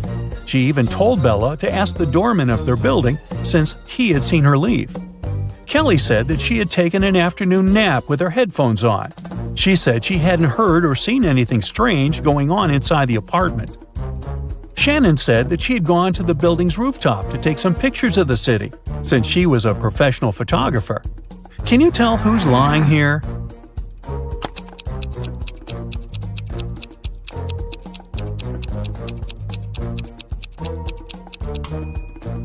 It's Shannon. Uh-oh. If you notice the sign on the lobby, the building strictly prohibits people from accessing the rooftop. Henry was backpacking through Italy by himself. One evening, around 8 p.m., he got very hungry and decided to look for a cozy restaurant to have some dinner. He walked into a traditional restaurant, only to find a customer and a waiter arguing over something. The customer was saying that he had ordered tomato soup, while the waiter was saying that he had only ordered a hot chocolate. Henry saw something that immediately showed him who was lying. Can you find out too?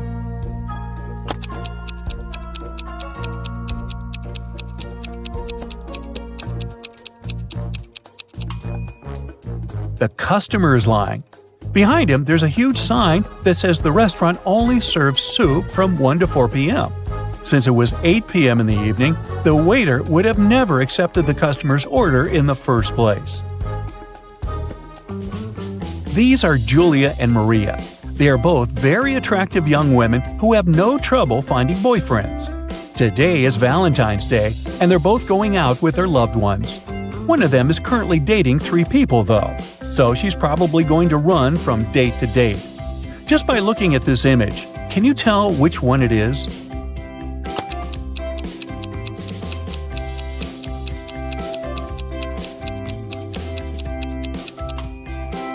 It's Maria, the one on the left. If you look at her workstation, she's got 3 presents lined up, one for each person she's currently seeing. Hey, who am I to judge? Dave, an archaeologist, traveled to Egypt on a very special mission. He spent days excavating ruins hidden under miles of sand, and the only thing he found was a coin marked 10 BCE.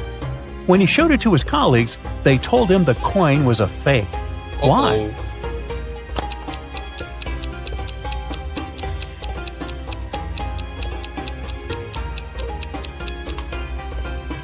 Well, because the designation BCE didn't appear until the beginning of our era. Take a look at this image. Can you figure out which doctor is fake?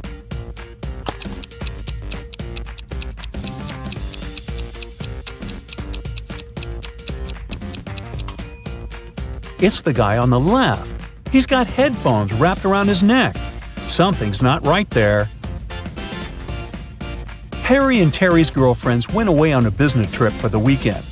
During the whole time, the couples were texting and sending each other pictures. On Sunday morning, both girlfriends asked their boyfriends to send a selfie of where they were. Harry sent a selfie smiling inside the kitchen. Terry sent a selfie of himself in the bathroom. One of the girls knew immediately that their boyfriend was cheating. Who was the cheater, and how did the girlfriend know?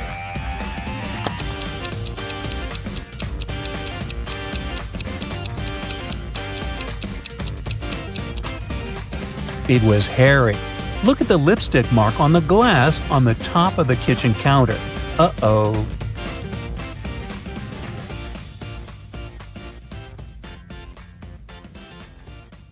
Are you ready to dive into sci-fi madness?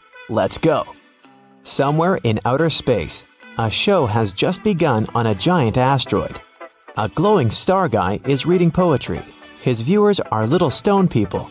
The artist is saying beautiful words with passion. He puts his heart and soul into the performance. He's finishing. A shining tear is rolling down his cheek. He bows to the audience, but no one is clapping. In fact, they don't react at all. Why?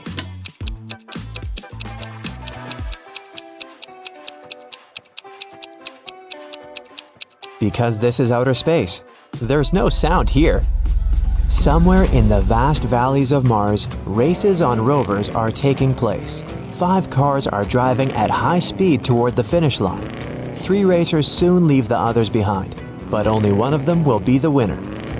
Take a look at the dashboard of each of the drivers. Try to figure out who will be the first to come to the finish line.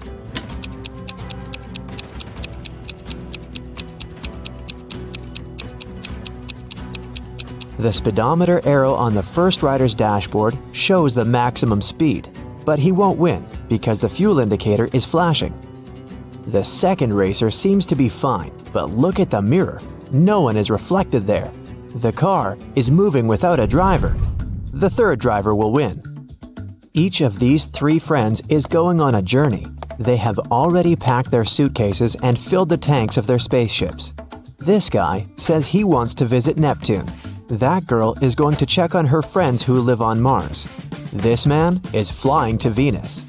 Which of them is lying?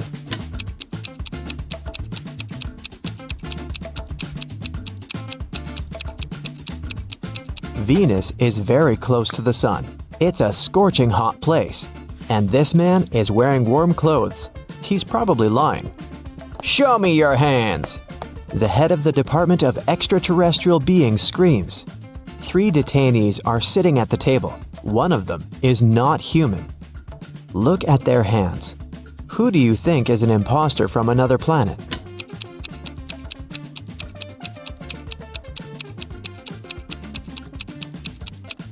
Yeah, this guy has 6 fingers, but there are people on Earth who have such hands. Look at this girl. She has shining green eyes. Apparently, she's not from our planet. 3 wanderers are walking on the dark side of the moon. They're tired and lost. Fortunately, a rescue spaceship spots them. The travelers beg to take them on board, but there is only one seat. The first wanderer carries a heavy box with meteorite rocks. He's tired and can no longer walk with this load. The second guy carries nothing, but he looks sick. The third wanderer says he's exhausted because he's extremely thirsty. He hasn't drank for 2 days. Who really needs help?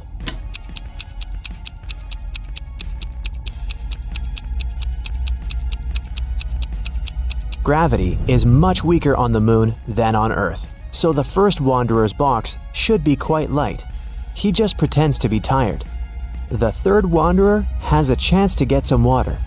Do you see a small rescue station in the distance? H2O is written on it, so he can find water there. But the second wanderer really needs help. The indicator on his spacesuit signals a low oxygen level. The inhabitants of Planet Quest love adventures.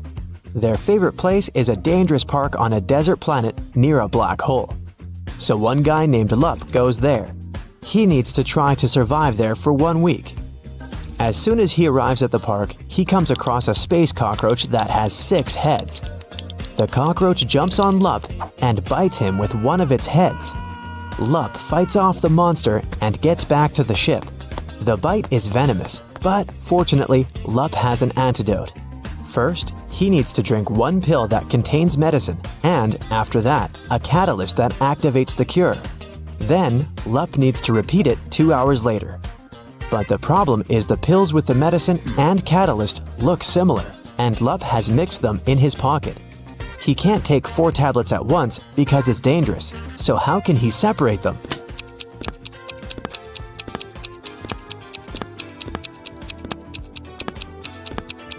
Lup needs to crush all the pills and divide the powder into 2 equal parts. One is for now, and the other he'll swallow 2 hours later. There will be the same amount of catalyst and antidote in each part. You're on planet Veveki, in the Purple Pencil Nebula. Right now you're wandering through a dark forest. The trees are covered with pieces of toilet paper instead of leaves. You know you have company in the woods, a werewolf. You come to a rocky cliff and see 3 bridges leading to the other side of the forest. There are people on every bridge. Which one is the werewolf?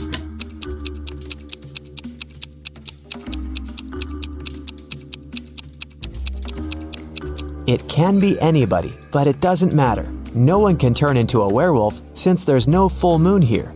This is not Earth, remember? A dwarf planet illuminates the sky. Welcome to the moon again. Right now, you witness the most incredible jumping competition. Thanks to the weak gravity on Earth's natural satellite, athletes can jump really high. But which of them will jump the highest?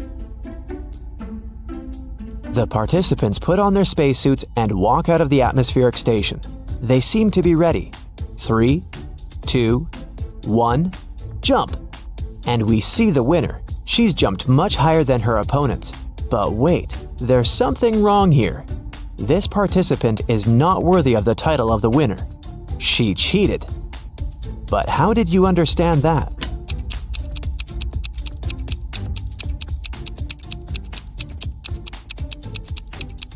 It's a hologram. All the participants left footprints on the ground after jumping and landing. But this girl has left no traces, which means she's not real. On the shore of Molten Gum, far away from the village of Talking Stones, there's a big house. This building is different from all others in this neighborhood since it exists in 2-dimensional space. The owner is a rich architect, Mr. Ali Lee Bulb, who has just woken up after a 90,000-second nap. He finds a broken diamond banana in the kitchen. Mr. Ali Lee Bulb gets angry and calls everyone who was in the house while he was sleeping. He's going to find out who broke his amazing piece of jewelry. Big closed eye, cardboard giraffe with glasses, and 3-headed pelican come into the living room. Tell me who broke the banana. Mr. Ali Lee Bulb says. I didn't do that. I was visiting rich old people in their dreams, Big closed eye tells him. I was watching the Liquid Laughter 3D movie in the living room all this time, the giraffe says. I have no idea who I am and what's going on here. I haven't touched your banana, said one of the pelican's heads. Mr. Ali Lee Bulb immediately realizes who's lied to him. And you?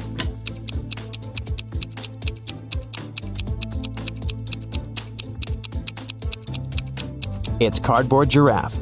He couldn't watch a 3D movie since the house only exists in 2 dimensions. It happened on a dark night on a purple planet. A fluffy snake crawled into the house where a purple guy was sleeping. It bit him, and the purple guy decided to go to a hospital. He told the doctor everything.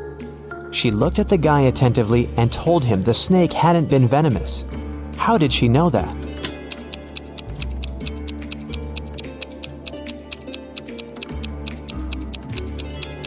It was 3:45 a.m. on the clock in the guy's room.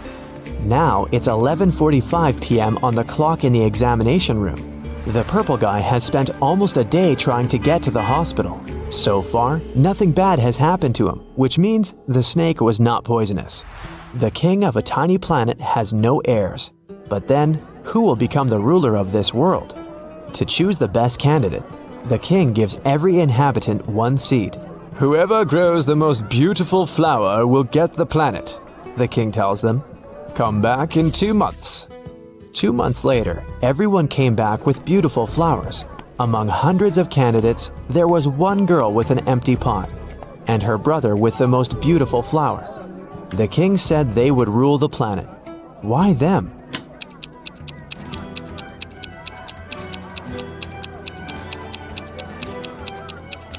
All the seeds were fake, and the girl didn't want to deceive the king by replacing the seed.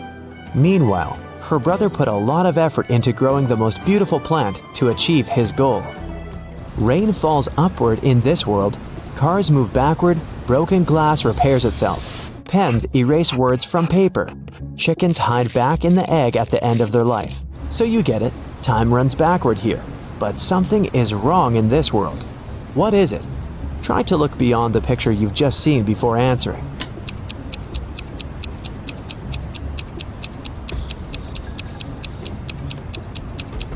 The correct answer is my voice. It's not reversed.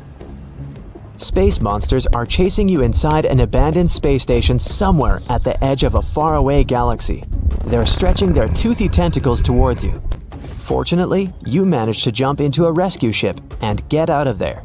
Suddenly, you realize that the ship has no brakes. There's an asteroid belt to your left. A small black hole is on the right, and a red star is in the middle.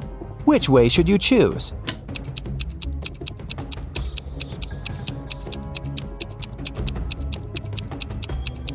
None of these. Don't forget that you can also fly up or down. You're in outer space. It's raining diamonds every day on this planet. The rays of the closest star that warms this world contain gold particles. Banknotes grow on trees. Seas glow green because the water is filled with emeralds. Despite all this wealth, people don't want to live here. Why?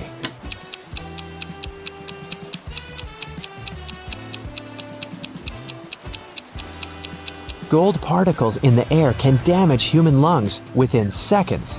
Money trees don't produce oxygen, and there are no fish in the water because of the emeralds. People simply can't exist there. Are you ready for a new detective journey? Then buckle your seatbelts and let's go. Mary was walking through the park when she spotted a hungry kitten. The woman decided to share her snack with the animal. Unfortunately, there was a stream between her and the kitty. She squatted down to attract the cat's attention and showed it the food. The animal was next to her in no time.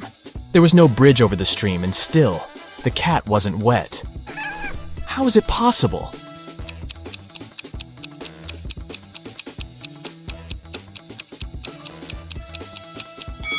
It happened in the winter and the stream was frozen. In a lake, there is a patch of lily pads. Every day, the patch doubles in size. If it takes 48 days for the patch to cover the entire lake, how long will it take for the patch to cover half the lake?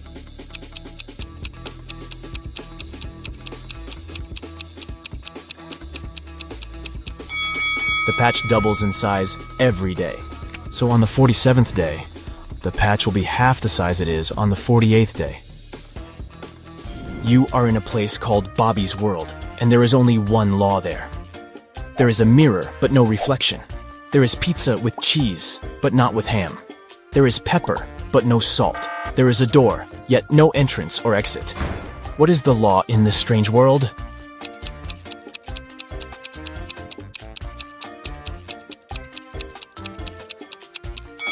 Everything in Bobby's World must contain double letters in its name. Kenneth was hungry. Oh my god! He found a nice diner that served burgers and bought one.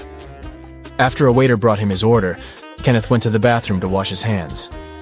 But when he came back, his burger was gone. The guy looked around the diner and understood who had taken his lunch. Can you figure it out?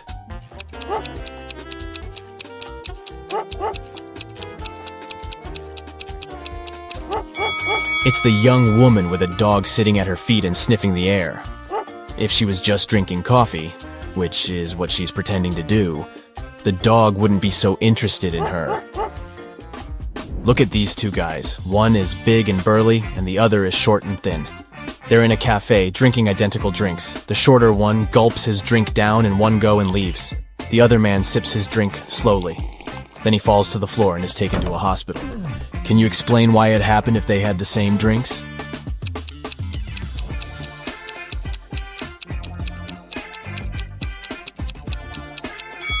The drinks contained poisoned ice cubes. The man who enjoyed his drink gave these ice cubes time to melt and release the poison, while the other man didn't. An Arab sheikh told his two sons that they had to race their camels to a distant city to see who would inherit his fortune. The one whose camel arrived last would win. After wandering aimlessly for days, the brothers asked a wise man for advice. After listening to his opinion, they jumped on the camels and raced as fast as they could to their destination. What did the man tell them?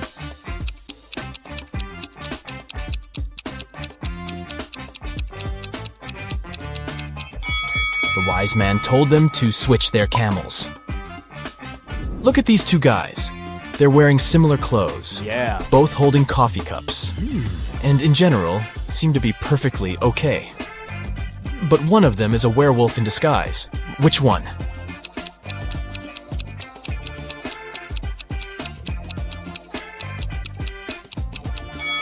Look at the guy on the right. There are strange marks on the rim of his cup.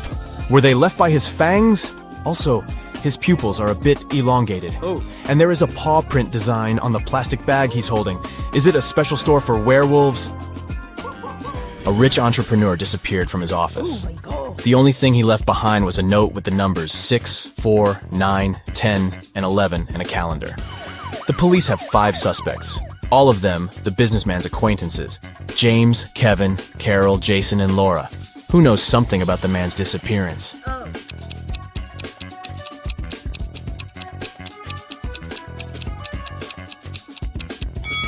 Jason. The numbers mean months of the year, and the first letters of these months make up his name, Jason.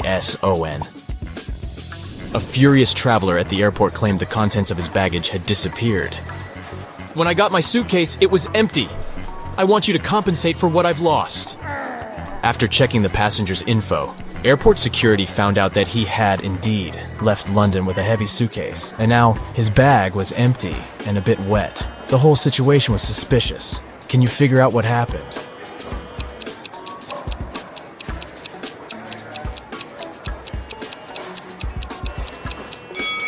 The passenger left London with a suitcase full of ice.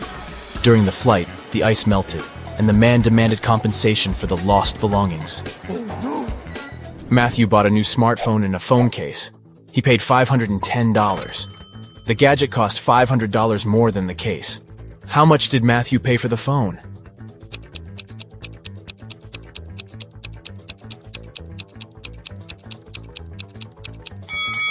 He paid $505. Last night, on a full moon, several people disappeared in the city. Locals believe that the kidnapper was a werewolf, and you are invited to investigate this case. There are 3 suspects, Jack, Levi, and Luke, but all of them have alibis. Jack was walking with his girlfriend near the river. Levi was choosing a silver ring for himself in the mall. And Luke, who is a museum guard, had a night shift at work. Which guy is guilty?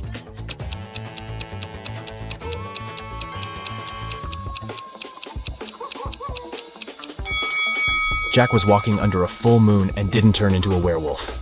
Levi wasn't afraid to put on silver rings. The werewolf and potential kidnapper is Luke. Detective Black's assistant, Josh, was late for work. When he arrived, he told his boss the following story. I was driving along the highway when I saw an unconscious man lying on the left side of the road. I picked him up and took him to the nearest hospital. Finally, he came to his senses. He told me he had been pushed out of a moving vehicle, but the bag with all his money and documents was left inside. Strangely, Detective Black told Josh that the man had lied to him. How did he figure it out?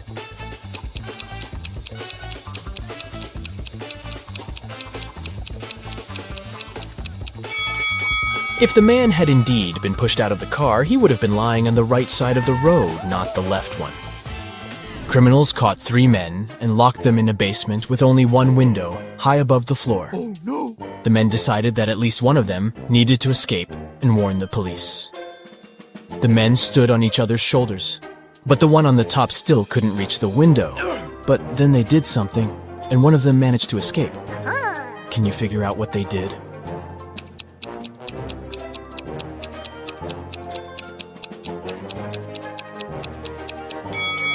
The tallest of them climbed on the top, and since, proportionally, this man also had longer arms, he managed to reach the window.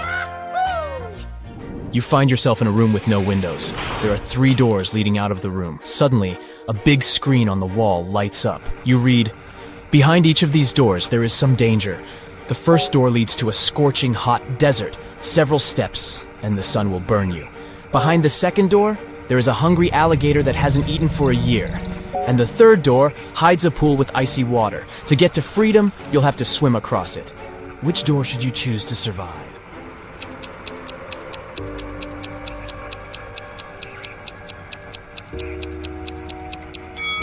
Alligators can indeed go without food for up to 3 years, which means that the creature behind the second door is hungry and dangerous. Freezing water can cause cold shock in an unprepared swimmer. That's why you should choose the first door. You just need to wait for the sun to go down and walk through the desert. Oh, yes. James came to a cafe to drink coffee. But when a waitress brought him a cup, the man found a fly in his drink. He called the waitress and told her to bring him another coffee. She did. But when James took a sip from his cup, he got really angry and asked to call a manager. He complained that the waitress had brought him the same coffee.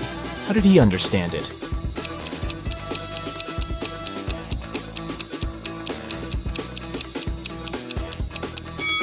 The new coffee was already sweet because James had already put sugar in his first cup before finding the fly.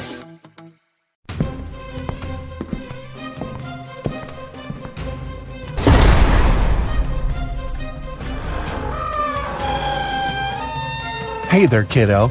Time to shake the rust off your magnifying glass and put on your detective hat. Yeah, you look good in it, trust me. Ready? Let's go. Luke took part in a scientific experiment, but something went wrong. He ended up in a place where there was nothing but 3 portals. One of them led to a polar desert in Antarctica. The second one opened into a volcanic crater filled with molten lava. And behind the third portal, there was the dinosaur age, with huge diplodocuses roaming around. Which portal should the man choose?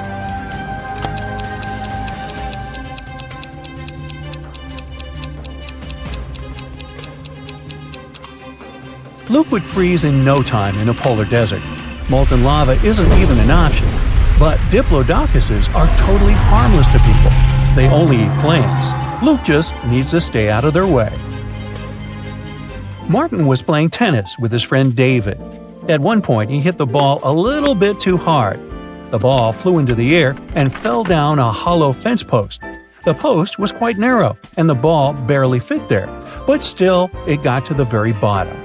Try as he might, Martin couldn't get the ball out of the pipe. Luckily, David had an idea. In no time, the guy helped Martin get the ball back. How did he do it?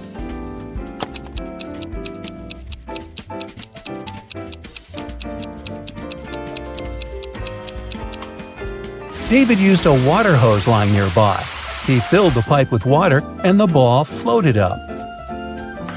Once, a prison guard accidentally overheard very disturbing rumors. Someone was planning a prison break. The guard watched all the footage from the surveillance cameras and discovered that 2 women had been behaving suspiciously. One of them was a former bodybuilder, muscular with short hair and covered in tattoos. The other was quiet and reserved. She preferred to spend time on her own. After watching the video several times, the guard managed to figure out which woman was planning to escape. Can you do the same?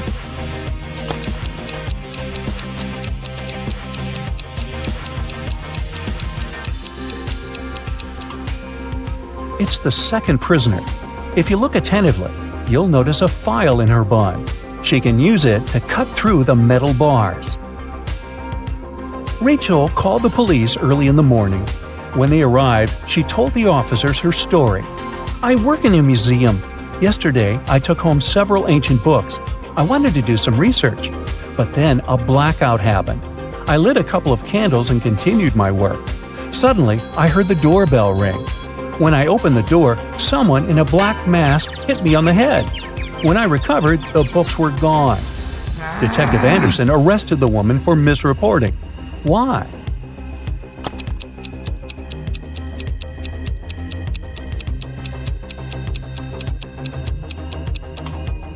If there had been a blackout, the doorbell wouldn't have been working.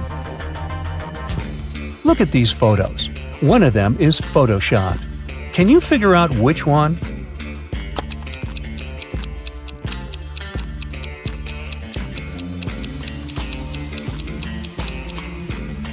It's the picture in the middle. The kite is moving in the wrong direction. If the photo was real, the kite would be moving along with the wind in the same direction as the flag. Look at these guys. Who is actually poor?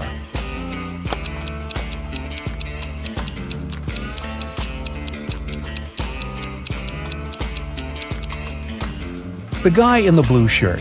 Both men are looking into the mirror. But even though in the mirror the guy on the left is a seemingly successful businessman, in reality he's poor. A police officer was patrolling the streets on a winter evening. Suddenly, she saw a person in a black mask sneaking out of a house through the window, who was carrying 2 large bags. The officer realized it was a burglar. She ran after the criminal, but they turned the corner and disappeared. The officer understood the criminal had hidden in one of these houses. But which one?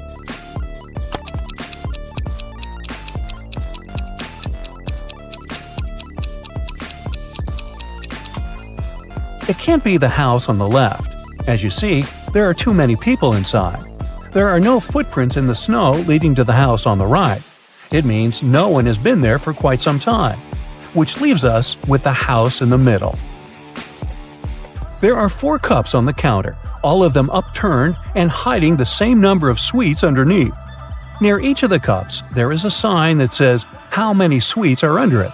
The signs are 5 or 6, 7 or 8, 6 or 7, and 7 or 5. Only one of these signs is correct. How many sweets are there under each cup?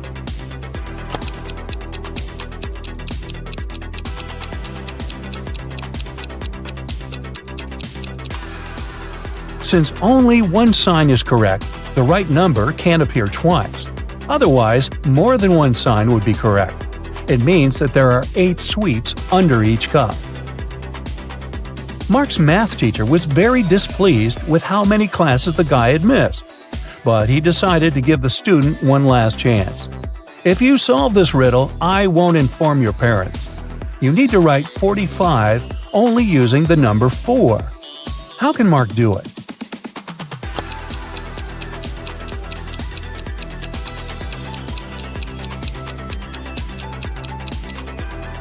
Like this. 44 divided by 44 plus 44. During which month do people sleep the least?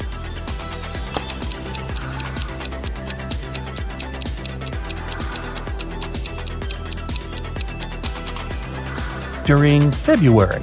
It only has 28 or sometimes 29 days. After a bank had been robbed, the police found a bag with money in the park. It was lying among cacti. The police officers arrested 3 suspects. It didn't take long to figure out who the bank robber was. Do you know who it is?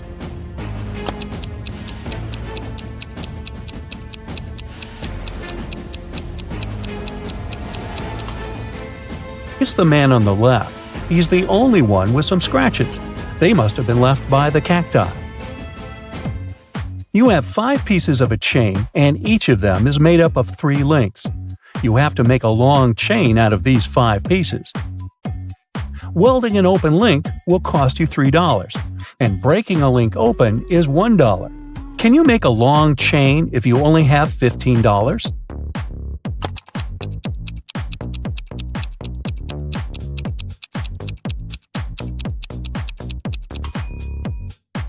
First, take one piece of chain and break all of its 3 links open. That'll cost you $3. Then, link the remaining 4 pieces of the chain with these open links. Welding these links will cost you another $9. In total, you'll only pay $12. Thomas was a traveler who needed to get to town X. Sometime into his journey, he reached a fork in the road. He didn't know which road to pick. Only one way led to the town. Luckily, he saw 2 men standing by. The problem was that one of them always lied, and the other one always told the truth. But Thomas didn't know who was who. Even worse, the men were quite unfriendly and agreed to answer only one question. So, which question should it be?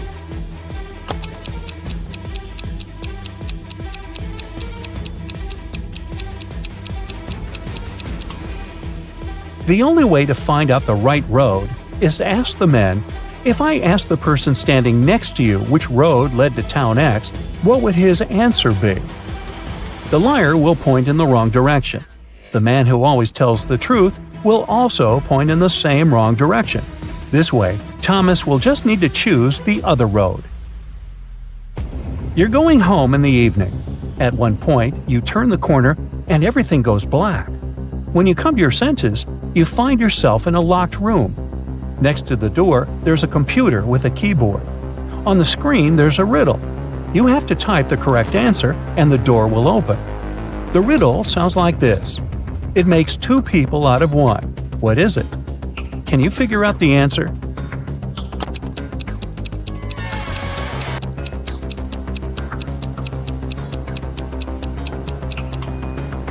The correct answer is a mirror. Joanna made a bet with her friends. She had to go to a deserted house in the middle of their town at night. No one lived there, and the house was supposed to be demolished soon. But rumor had it, a mad scientist used that building as his lab. It was about 3 a.m. when the girls saw a large, gloomy building with its entrance door slightly ajar. She entered and saw a huge, dark hallway. Suddenly, someone switched on the light, and Joanna saw a bizarre-looking man in a lab coat. He stood there and stared at her for a few seconds before saying, "Good morning, I'm Dr. Clark."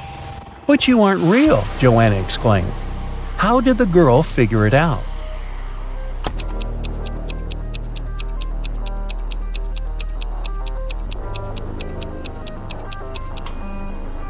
Even though the scientist had a reflection in the mirror, he didn't cast a shadow. It was a hologram. You're a secret agent undercover. Today, you're going to visit a small town on a difficult mission. You need to download all the data from computers located on the 60th floor. If everything goes well, you'll get a promotion. Be careful not to make a mistake. The town's on a remote island. Your boss gives you a city map with the target marked on it. You suit up in ordinary clothes, take a flash drive, a flashlight, a lighter, a phone, and a flare. You reach the island in a small boat. You get out on the shore and you see 3 roads marked by signs. There are skyscrapers in the first sign. A hut is in the second one. The third sign has trees in it. Which road will you choose?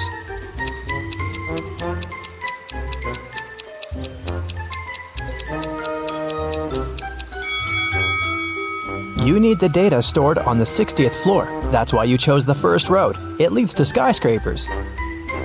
First, you pass through a dense forest and come to a river shore.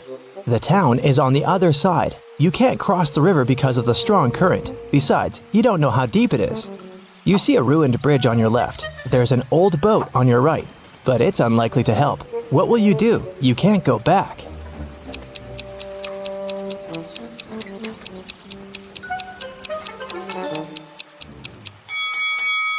Look, there's a hatch in the grass. It seems to be an underground tunnel passing through the river. You open the hatch and go down. It's dark, quiet, and cold here. You turn on the flashlight and see an empty bottle and a basketball on the ground. You direct the light further and see, wow, it's a creepy girl with long black hair. She's just staring at you, saying nothing. You're scared, but you're not gonna run. This girl is not real. But how did you know that?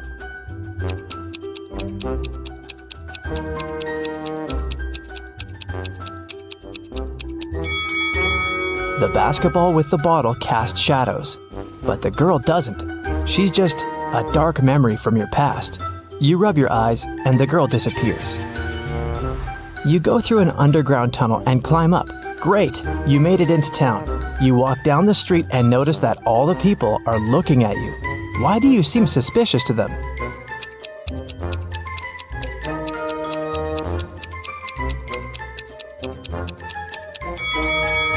You've just come out of an underground tunnel. Your clothes and face are pretty dirty, so you're gonna stand out a bit. Everything is fine. You continue your mission. According to the map, you have to pass 2 more blocks to get to the building. Many people are rushing to work. You see a diner on the corner, a library, a school. Here's a big supermarket. But something is wrong here. Can you tell what it is?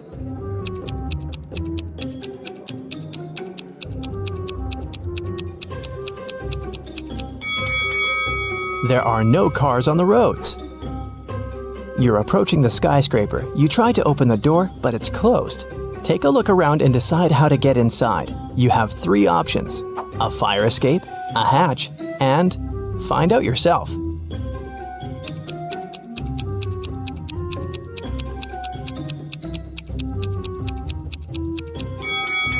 The fire escape leads to the window of the 2nd floor, but a guard is standing there. You can use the hatch, but see the steam coming out of it? It's boiling inside. So what about a tire iron? You can use it to break the lock. You're inside. It's very dark here. You turn on the flashlight, but it breaks down. What will you do to light your way? A flame from your lighter isn't enough.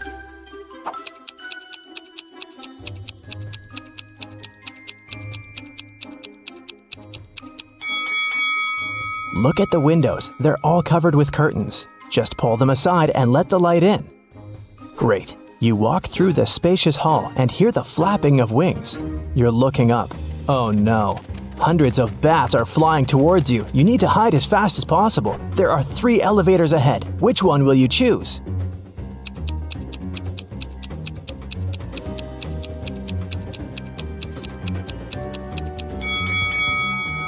The first elevator is on the 25th floor. It will take too long to get down here.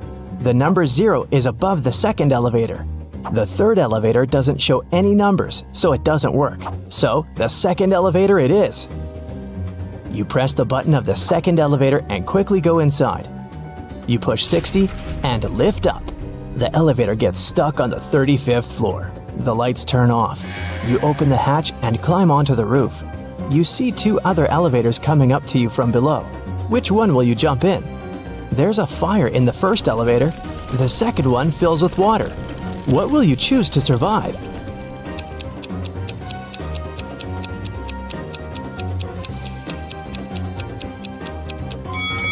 You jump into the 2nd elevator. The water rises higher and higher, but the doors open and all the water pours out.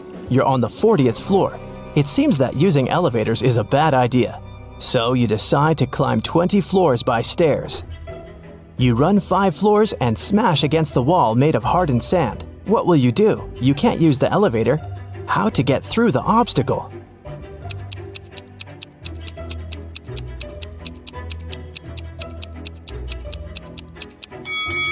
See the flashing fire safety sensor? Use your lighter to activate it.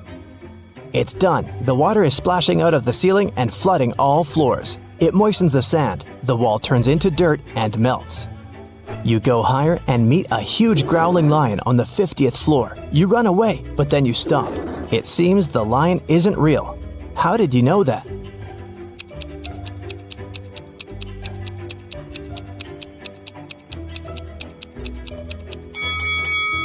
There was a fire alarm. The lion should be wet, but it looks perfectly dry. You come back and see a small box attached to the ceiling. A hologram beam emanates from it. 55 is written on the wall. You have 5 floors left. You're almost there. You're tired and sweating.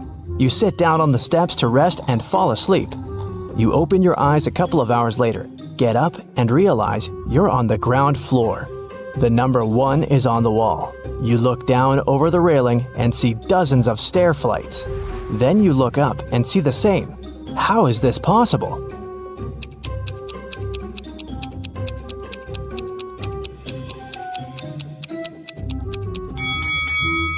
You're still on the 55th floor. Someone's just painted 1 over the numbers. Look, they left a bucket of paint and a brush nearby. You touch the number and feel the fresh paint. You move 2 floors up and meet 2 big guards. They block your way and say, "Only a smart one can pass, so solve our riddle." A young pirate is sailing to an island. A ship with 20 people on board goes towards him. Each of these people has a talking parrot. Each parrot has feathers of 3 colors: red, orange, and blue. A flea lives on each blue feather. How many fleas go to the island?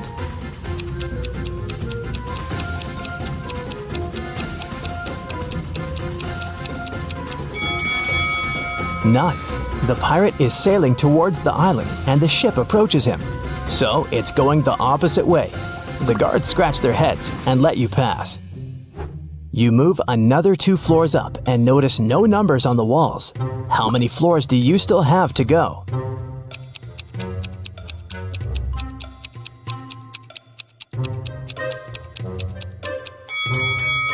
You woke up on the 55th floor. Then you passed 2 floors and met the guards. And now you've advanced by 2 more floors. Therefore, you only have 1 left. You run up the stairs, open the door, and it's locked. Of course. You're almost there. What will you do?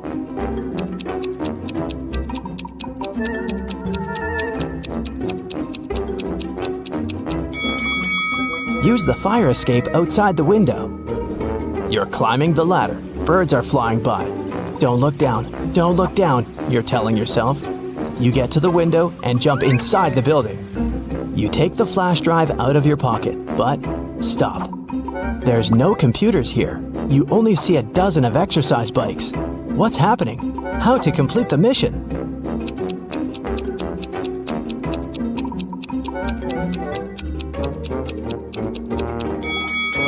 You've climbed the fire escape to the 61st floor. You need to go down 1 floor.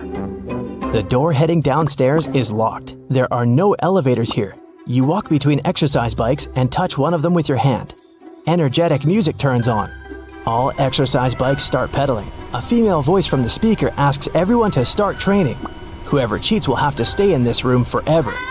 Whoever pedals fast will get what they want. You don't want to stay in that room, but which bike to choose?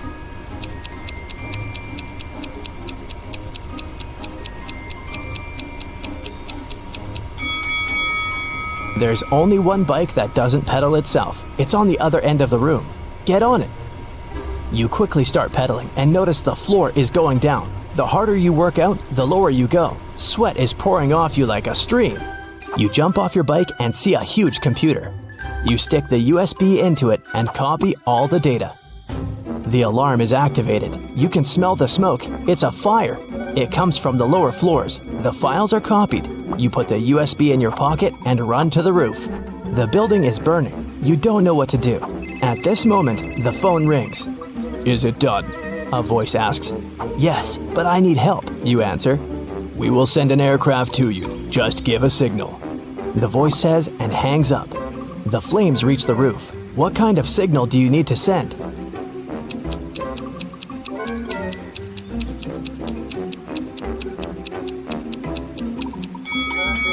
You have a flare, remember? You release the signal rocket in the sky. A few seconds later, a plane appears. It throws a ladder down to you. You jump on it and fly away. Mission complete. Edward and Stan are best friends. Edward lives with his wife, Leah, and Stan lives alone. Can you spot Stan's house?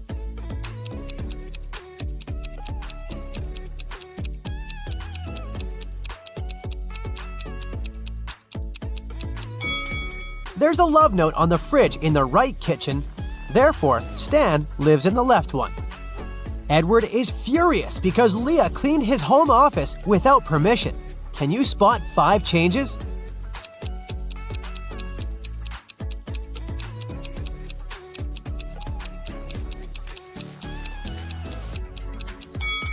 Here they are.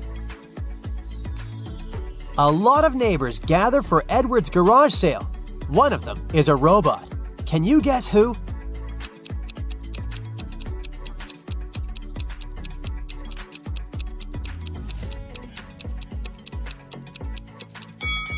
This gentleman. Stan is visiting a food court and finds 2 similar bakeries. Can you spot 5 differences between them?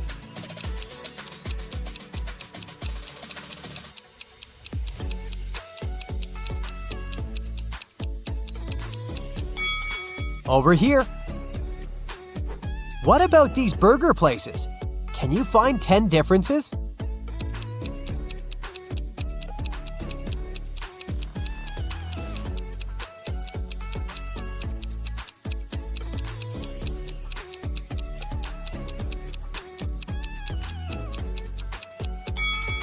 Here they are. Can you spot a mistake in this menu?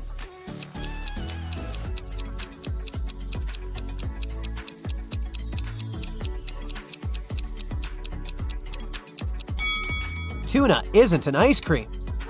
What about this coffee menu? Any mistakes?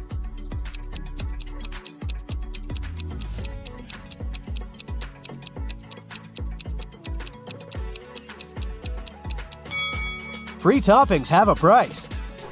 Stan works in an agency that holds super secret investigations. They're looking for people with superpowers all over the planet. One day, an anonymous user broke into their corporate system where all the data was stored. Stan finds 3 suspects who are capable of such crimes and interrogates them. He asks only one question.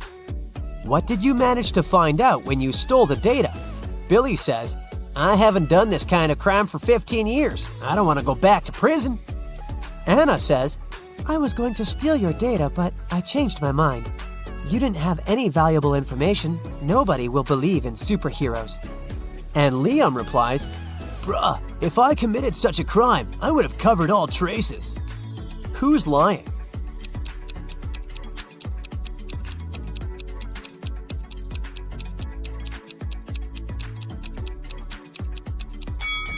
Anna. She couldn't have learned the secret information without breaking into their system. Stan is visiting a fashion show. He received a clue that one of these models can be a robot. Can you guess who?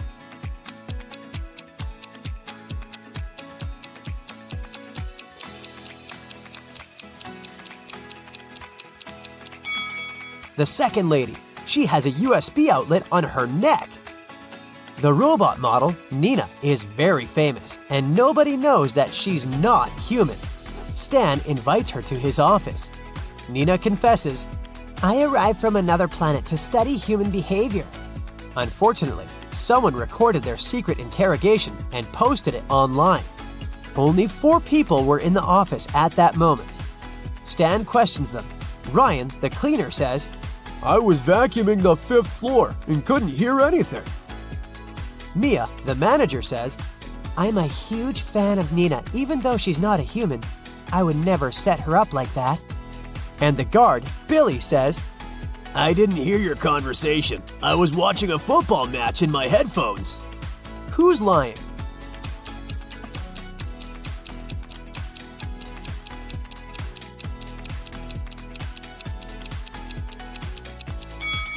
Ryan. Their office is a 4-story building. Nina invites Stan over for dinner. She lives in a big, circular house with a maid, a butler, and a gardener. Nina goes to her room to change. Suddenly, Stan hears her scream and runs to her. "Oh no, someone broke into my safe and stole my diamond necklace." Stan interrogates the staff. The butler says he was organizing the library. The maid says that she was dusting the corners. And the gardener says she was watering the roses. Who's lying?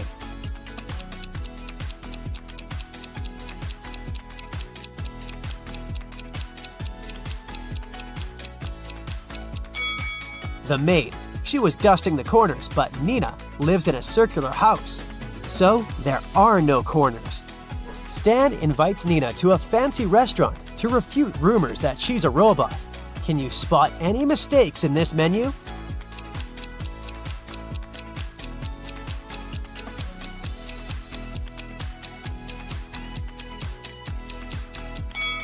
They confused pomegranate with meat.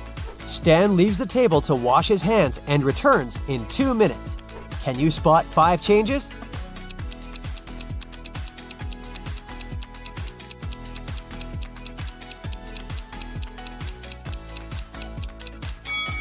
Here they are. Nina slips and falls on the floor. Now she needs to replace a broken fragment in her body as soon as possible. Stan takes her to a secret lab. They need to enter a 3-digit code to open the door. He starts looking for clues and notices some tips written on the wall. But the last digit is erased. Can you help them crack the password?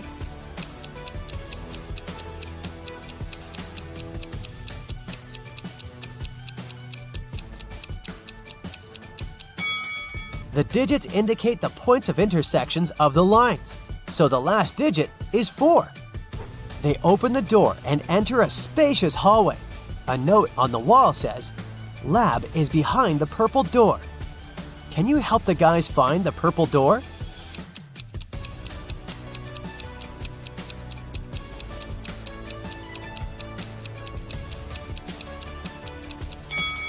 The first door is wooden, but it has an inscription and an arrow indicating that the purple door is on the right. The second door is painted blue and red, so it doesn't fit. Let's take a closer look at the third door. There is purple color under the layer of yellow paint, so the guys choose this door. Nina throws a party at her house and invites Stan. He receives an anonymous message. There's a werewolf among the guests. Can you find this person?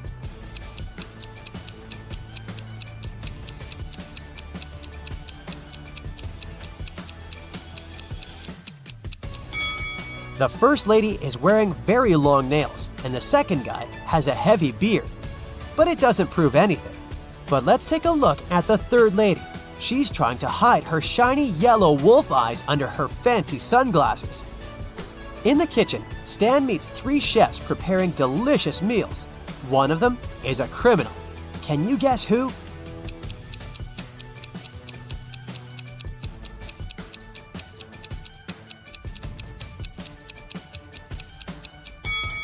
The third lady. She's adding glass fragments to the food. Stan calls the police and they arrest the third chef. She confesses that one of the guests, John, bribed her. He asked her to put glass in Stan's plate, but there are 3 Johns at the party. The officer asks one of them just one question. "How do you know Stan?" John 1 says, "I'm a billionaire and I don't do interrogations without my lawyer." John 2 says, "I came here to see Nina because she's my crush. I've never seen Stan before." And John 3 says, "Stan and I went to the same college.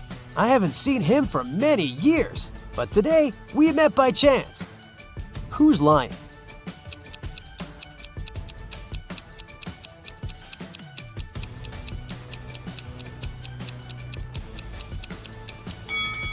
John 1.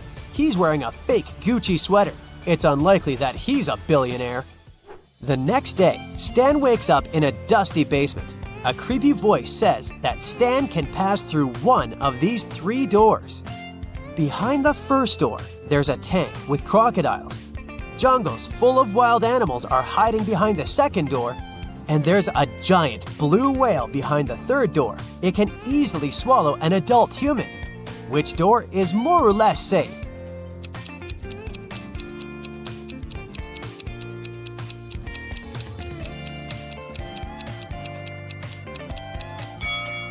Stan should pick the third door. Whales can't survive without water. Therefore, it's not a threat. Stan returns to his office and finds out that someone has stolen the most expensive superhero costume from the lab. Only 3 people knew about this artifact and had a key: Mia, Billy, and Rose. Stan questions everyone. Mia says, "I was feeling sick yesterday, so I went home." Billy says, "I locked the office at 10 p.m. and carried my key with me." And Rose says, "I carried out technical testing of the suit in the afternoon. After that, I locked it up and left." Who stole the costumes?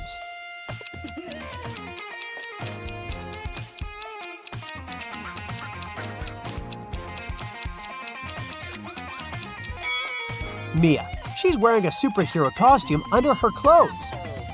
Stan offers Mia a deal. "If I write your exact weight on a piece of paper, you'll give the costume back." Mia agrees and gives Stan a piece of paper and a pen. In a minute, she returns the costume. How did Stan do it?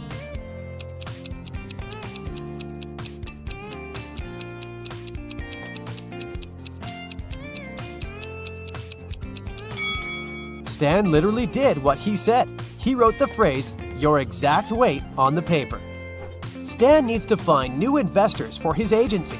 That's why he's meeting 3 people, and each offers Stan a deal. Mallory says, "I used to have unique superpowers when I was little, but I didn't develop them. Now I'm old and rich, and I want to invest in your lab to help people like me." Cherry says, "My parents left me billions of dollars. I want to invest in progressive projects." And Alfred says, "Look, I can help you develop your agency, but I want to have a controlling stake and hire my own staff." One of them is a liar. Can you guess who?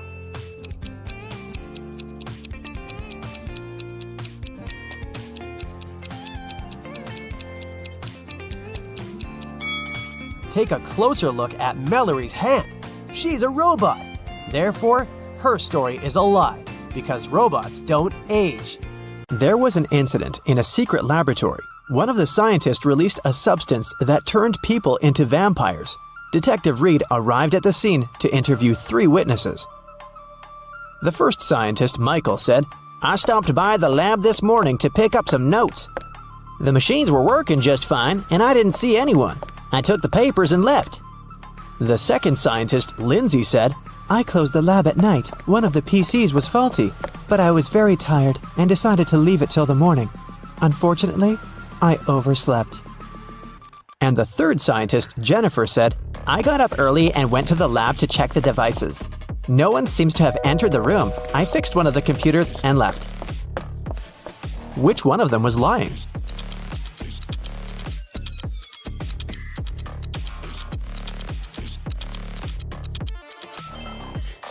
Michael is lying. One of the computers was actually faulty, and Jennifer spent the whole morning fixing it. If Michael had walked into the lab, he would have known about it, or Jennifer would have noticed him. So he must have entered the lab after the others had already left. But why would someone release such a dangerous substance? Michael didn't want to confess, so Detective Reed decided to investigate the crime scene to find out who was behind this. Take a look at this picture. Is there anything suspicious?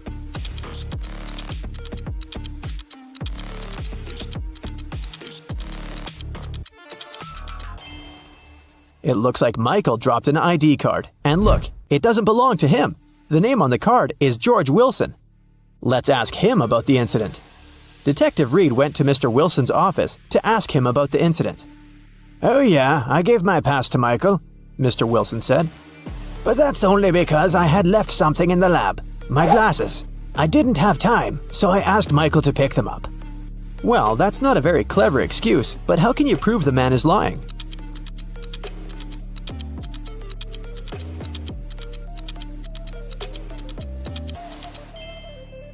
There's an open glasses case on the table, and the glasses are inside. But Mr. Wilson, didn't you say that you left them in the lab? Oh, did I say my glasses? Sorry, I meant my papers. I made this mistake because I asked my secretary Shirley to look for my glasses yesterday. Find something to prove Mr. Wilson is lying.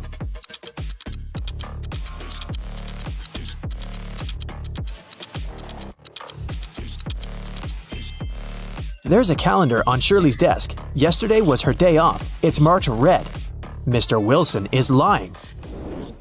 Mr. Wilson was arrested, but people have already begun to turn into vampires. Can you guess who's actually a vampire?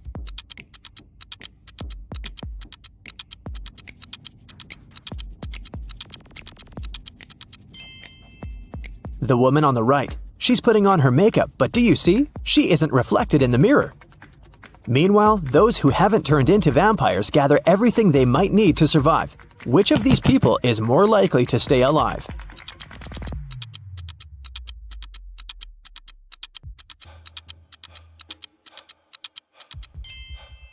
All these supplies won't protect the guy on the right from vampires.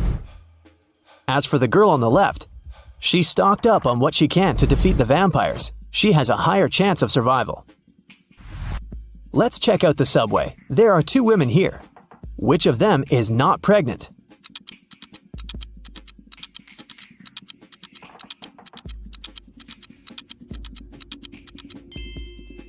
The girl on the left is not pregnant. Look, her belly is of a very strange shape.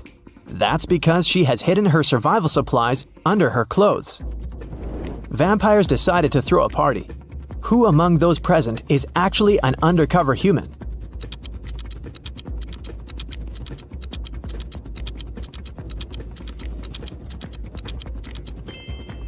The guy on the left is a human. He's wearing makeup and false teeth.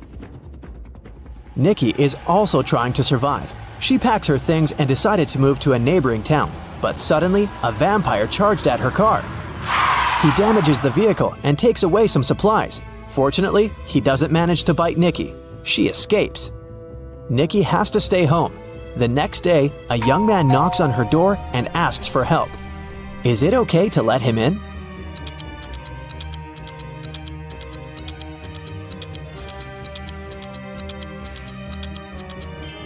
Nope. He has the same scar on his cheek like the vampire from the day before. Nikki continues to hide at home. One day, some girl starts knocking on her back door. Please help! A pack of vampires is chasing me! Nikki opens the door. The girl is out of breath, but she manages to say, They're almost here. Can I come in? Is it safe to let her in?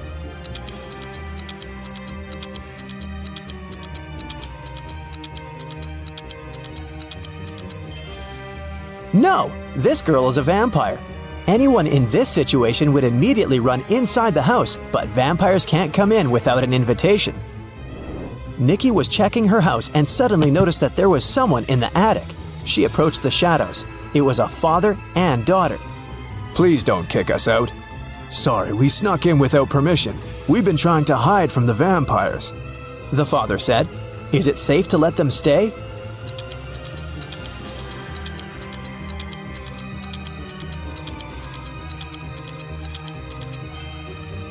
Yes, firstly, they're sitting in the sun, but their skin seems to be okay. Secondly, they managed to enter the house without an invitation. That means they're humans. Nikki let them stay. Let's take a little break. Time for some quick riddles. Think fast. A vampire lived in a 1-story black cottage. He had a black cat, a black fish, a black computer, a black armchair, a black desk, and a black phone. Everything was black. What color was the staircase?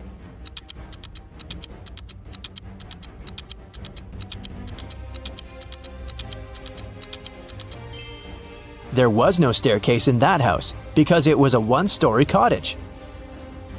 3 vampires are walking fast. The first vampire says, 2 other vampires are walking behind me. The second one says, 1 vampire is walking behind me, and 1 is walking in front of me. And the third one says, 2 vampires are walking in front of me, and 2 are walking behind me. How is that possible?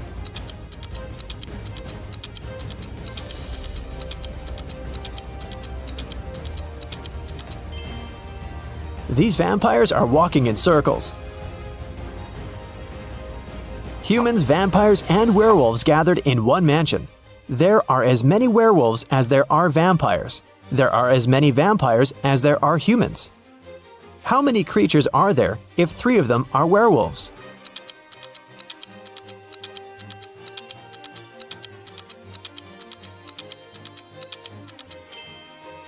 There are 9 creatures in the mansion, 3 werewolves, 3 vampires, and 3 humans. Now let's go back to Nikki and her adventures. Nikki, Peter, and his daughter Becky decided to go to another town together. It takes 2 days to get there. They drove all day until night fell. Now they have 3 options. First, they can continue driving until the morning, despite the fact that they may meet a lot of vampires along the way. Second, they can spend the night in the nearest cave with bats. And third, they can sleep in the car. Which option would be the safest for them?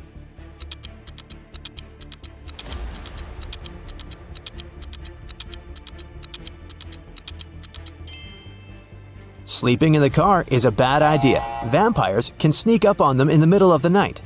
A night in a cave is also a bad option. Vampires can hide among these bats. The safest option is to keep driving. Although they'll probably meet vampires, they have a chance to survive if they drive faster. They drove really fast and managed to reach the city by the morning. But when they got out of the car, they discovered they were surrounded by vampires. To escape, they need to choose one of 3 roads. On the first road, there's a pack of vampires. They're coming straight at the guys. There are wild hogs on the second road. The third road leads through a dark alley with hundreds of bats. Which of these 3 ways is the safest?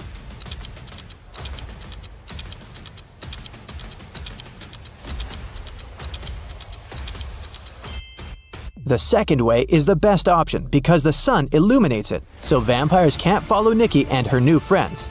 Plus, these dogs don't look too unfriendly. The guys reach 3 stores. Now they need to decide which of the stores is safe to enter. Nikki, Peter, and Becky look through the windows to see what's inside. The first store is empty, but it seems to be full of traps. The second store is full of survivors, but they look dangerous. And the third store seems empty as well, but it's completely dark there, and you can't see anything except for dozens of bats. Where should Nikki lead her friends?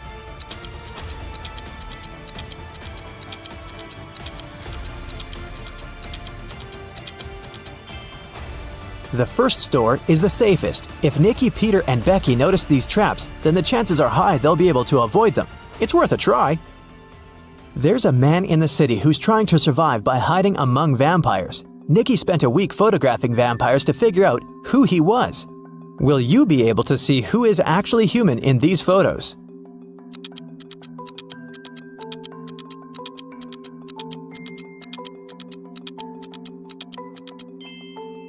You can see this man has all 4 photos. In one of the photos, he's eating garlic bread, and in this one, his leg is exposed to the sun. He's only pretending to be a vampire. Nikki and the others decided to invite this man to join their group. The man was delighted and said that his name was Douglas. He was a journalist looking for safe places for people.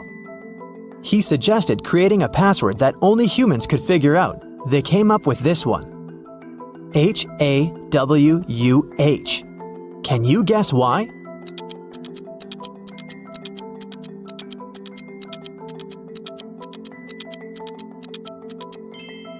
If you look at the reflection of this word in the mirror, you will see Huwan, or Huwan. Flip the letter W and you get the word human. But only those who get reflected in the mirror will be able to solve this puzzle. Nikki and her friends settle down in this town. Can you guess which of these houses belongs to Nikki, in which Peter and Becky live, and in which Douglas has chosen?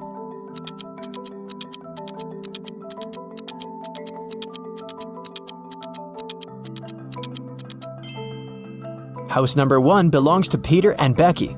There are 2 bicycles next to it. House number 2 belongs to the journalist. Do you see his equipment? And the remaining house, house number 3,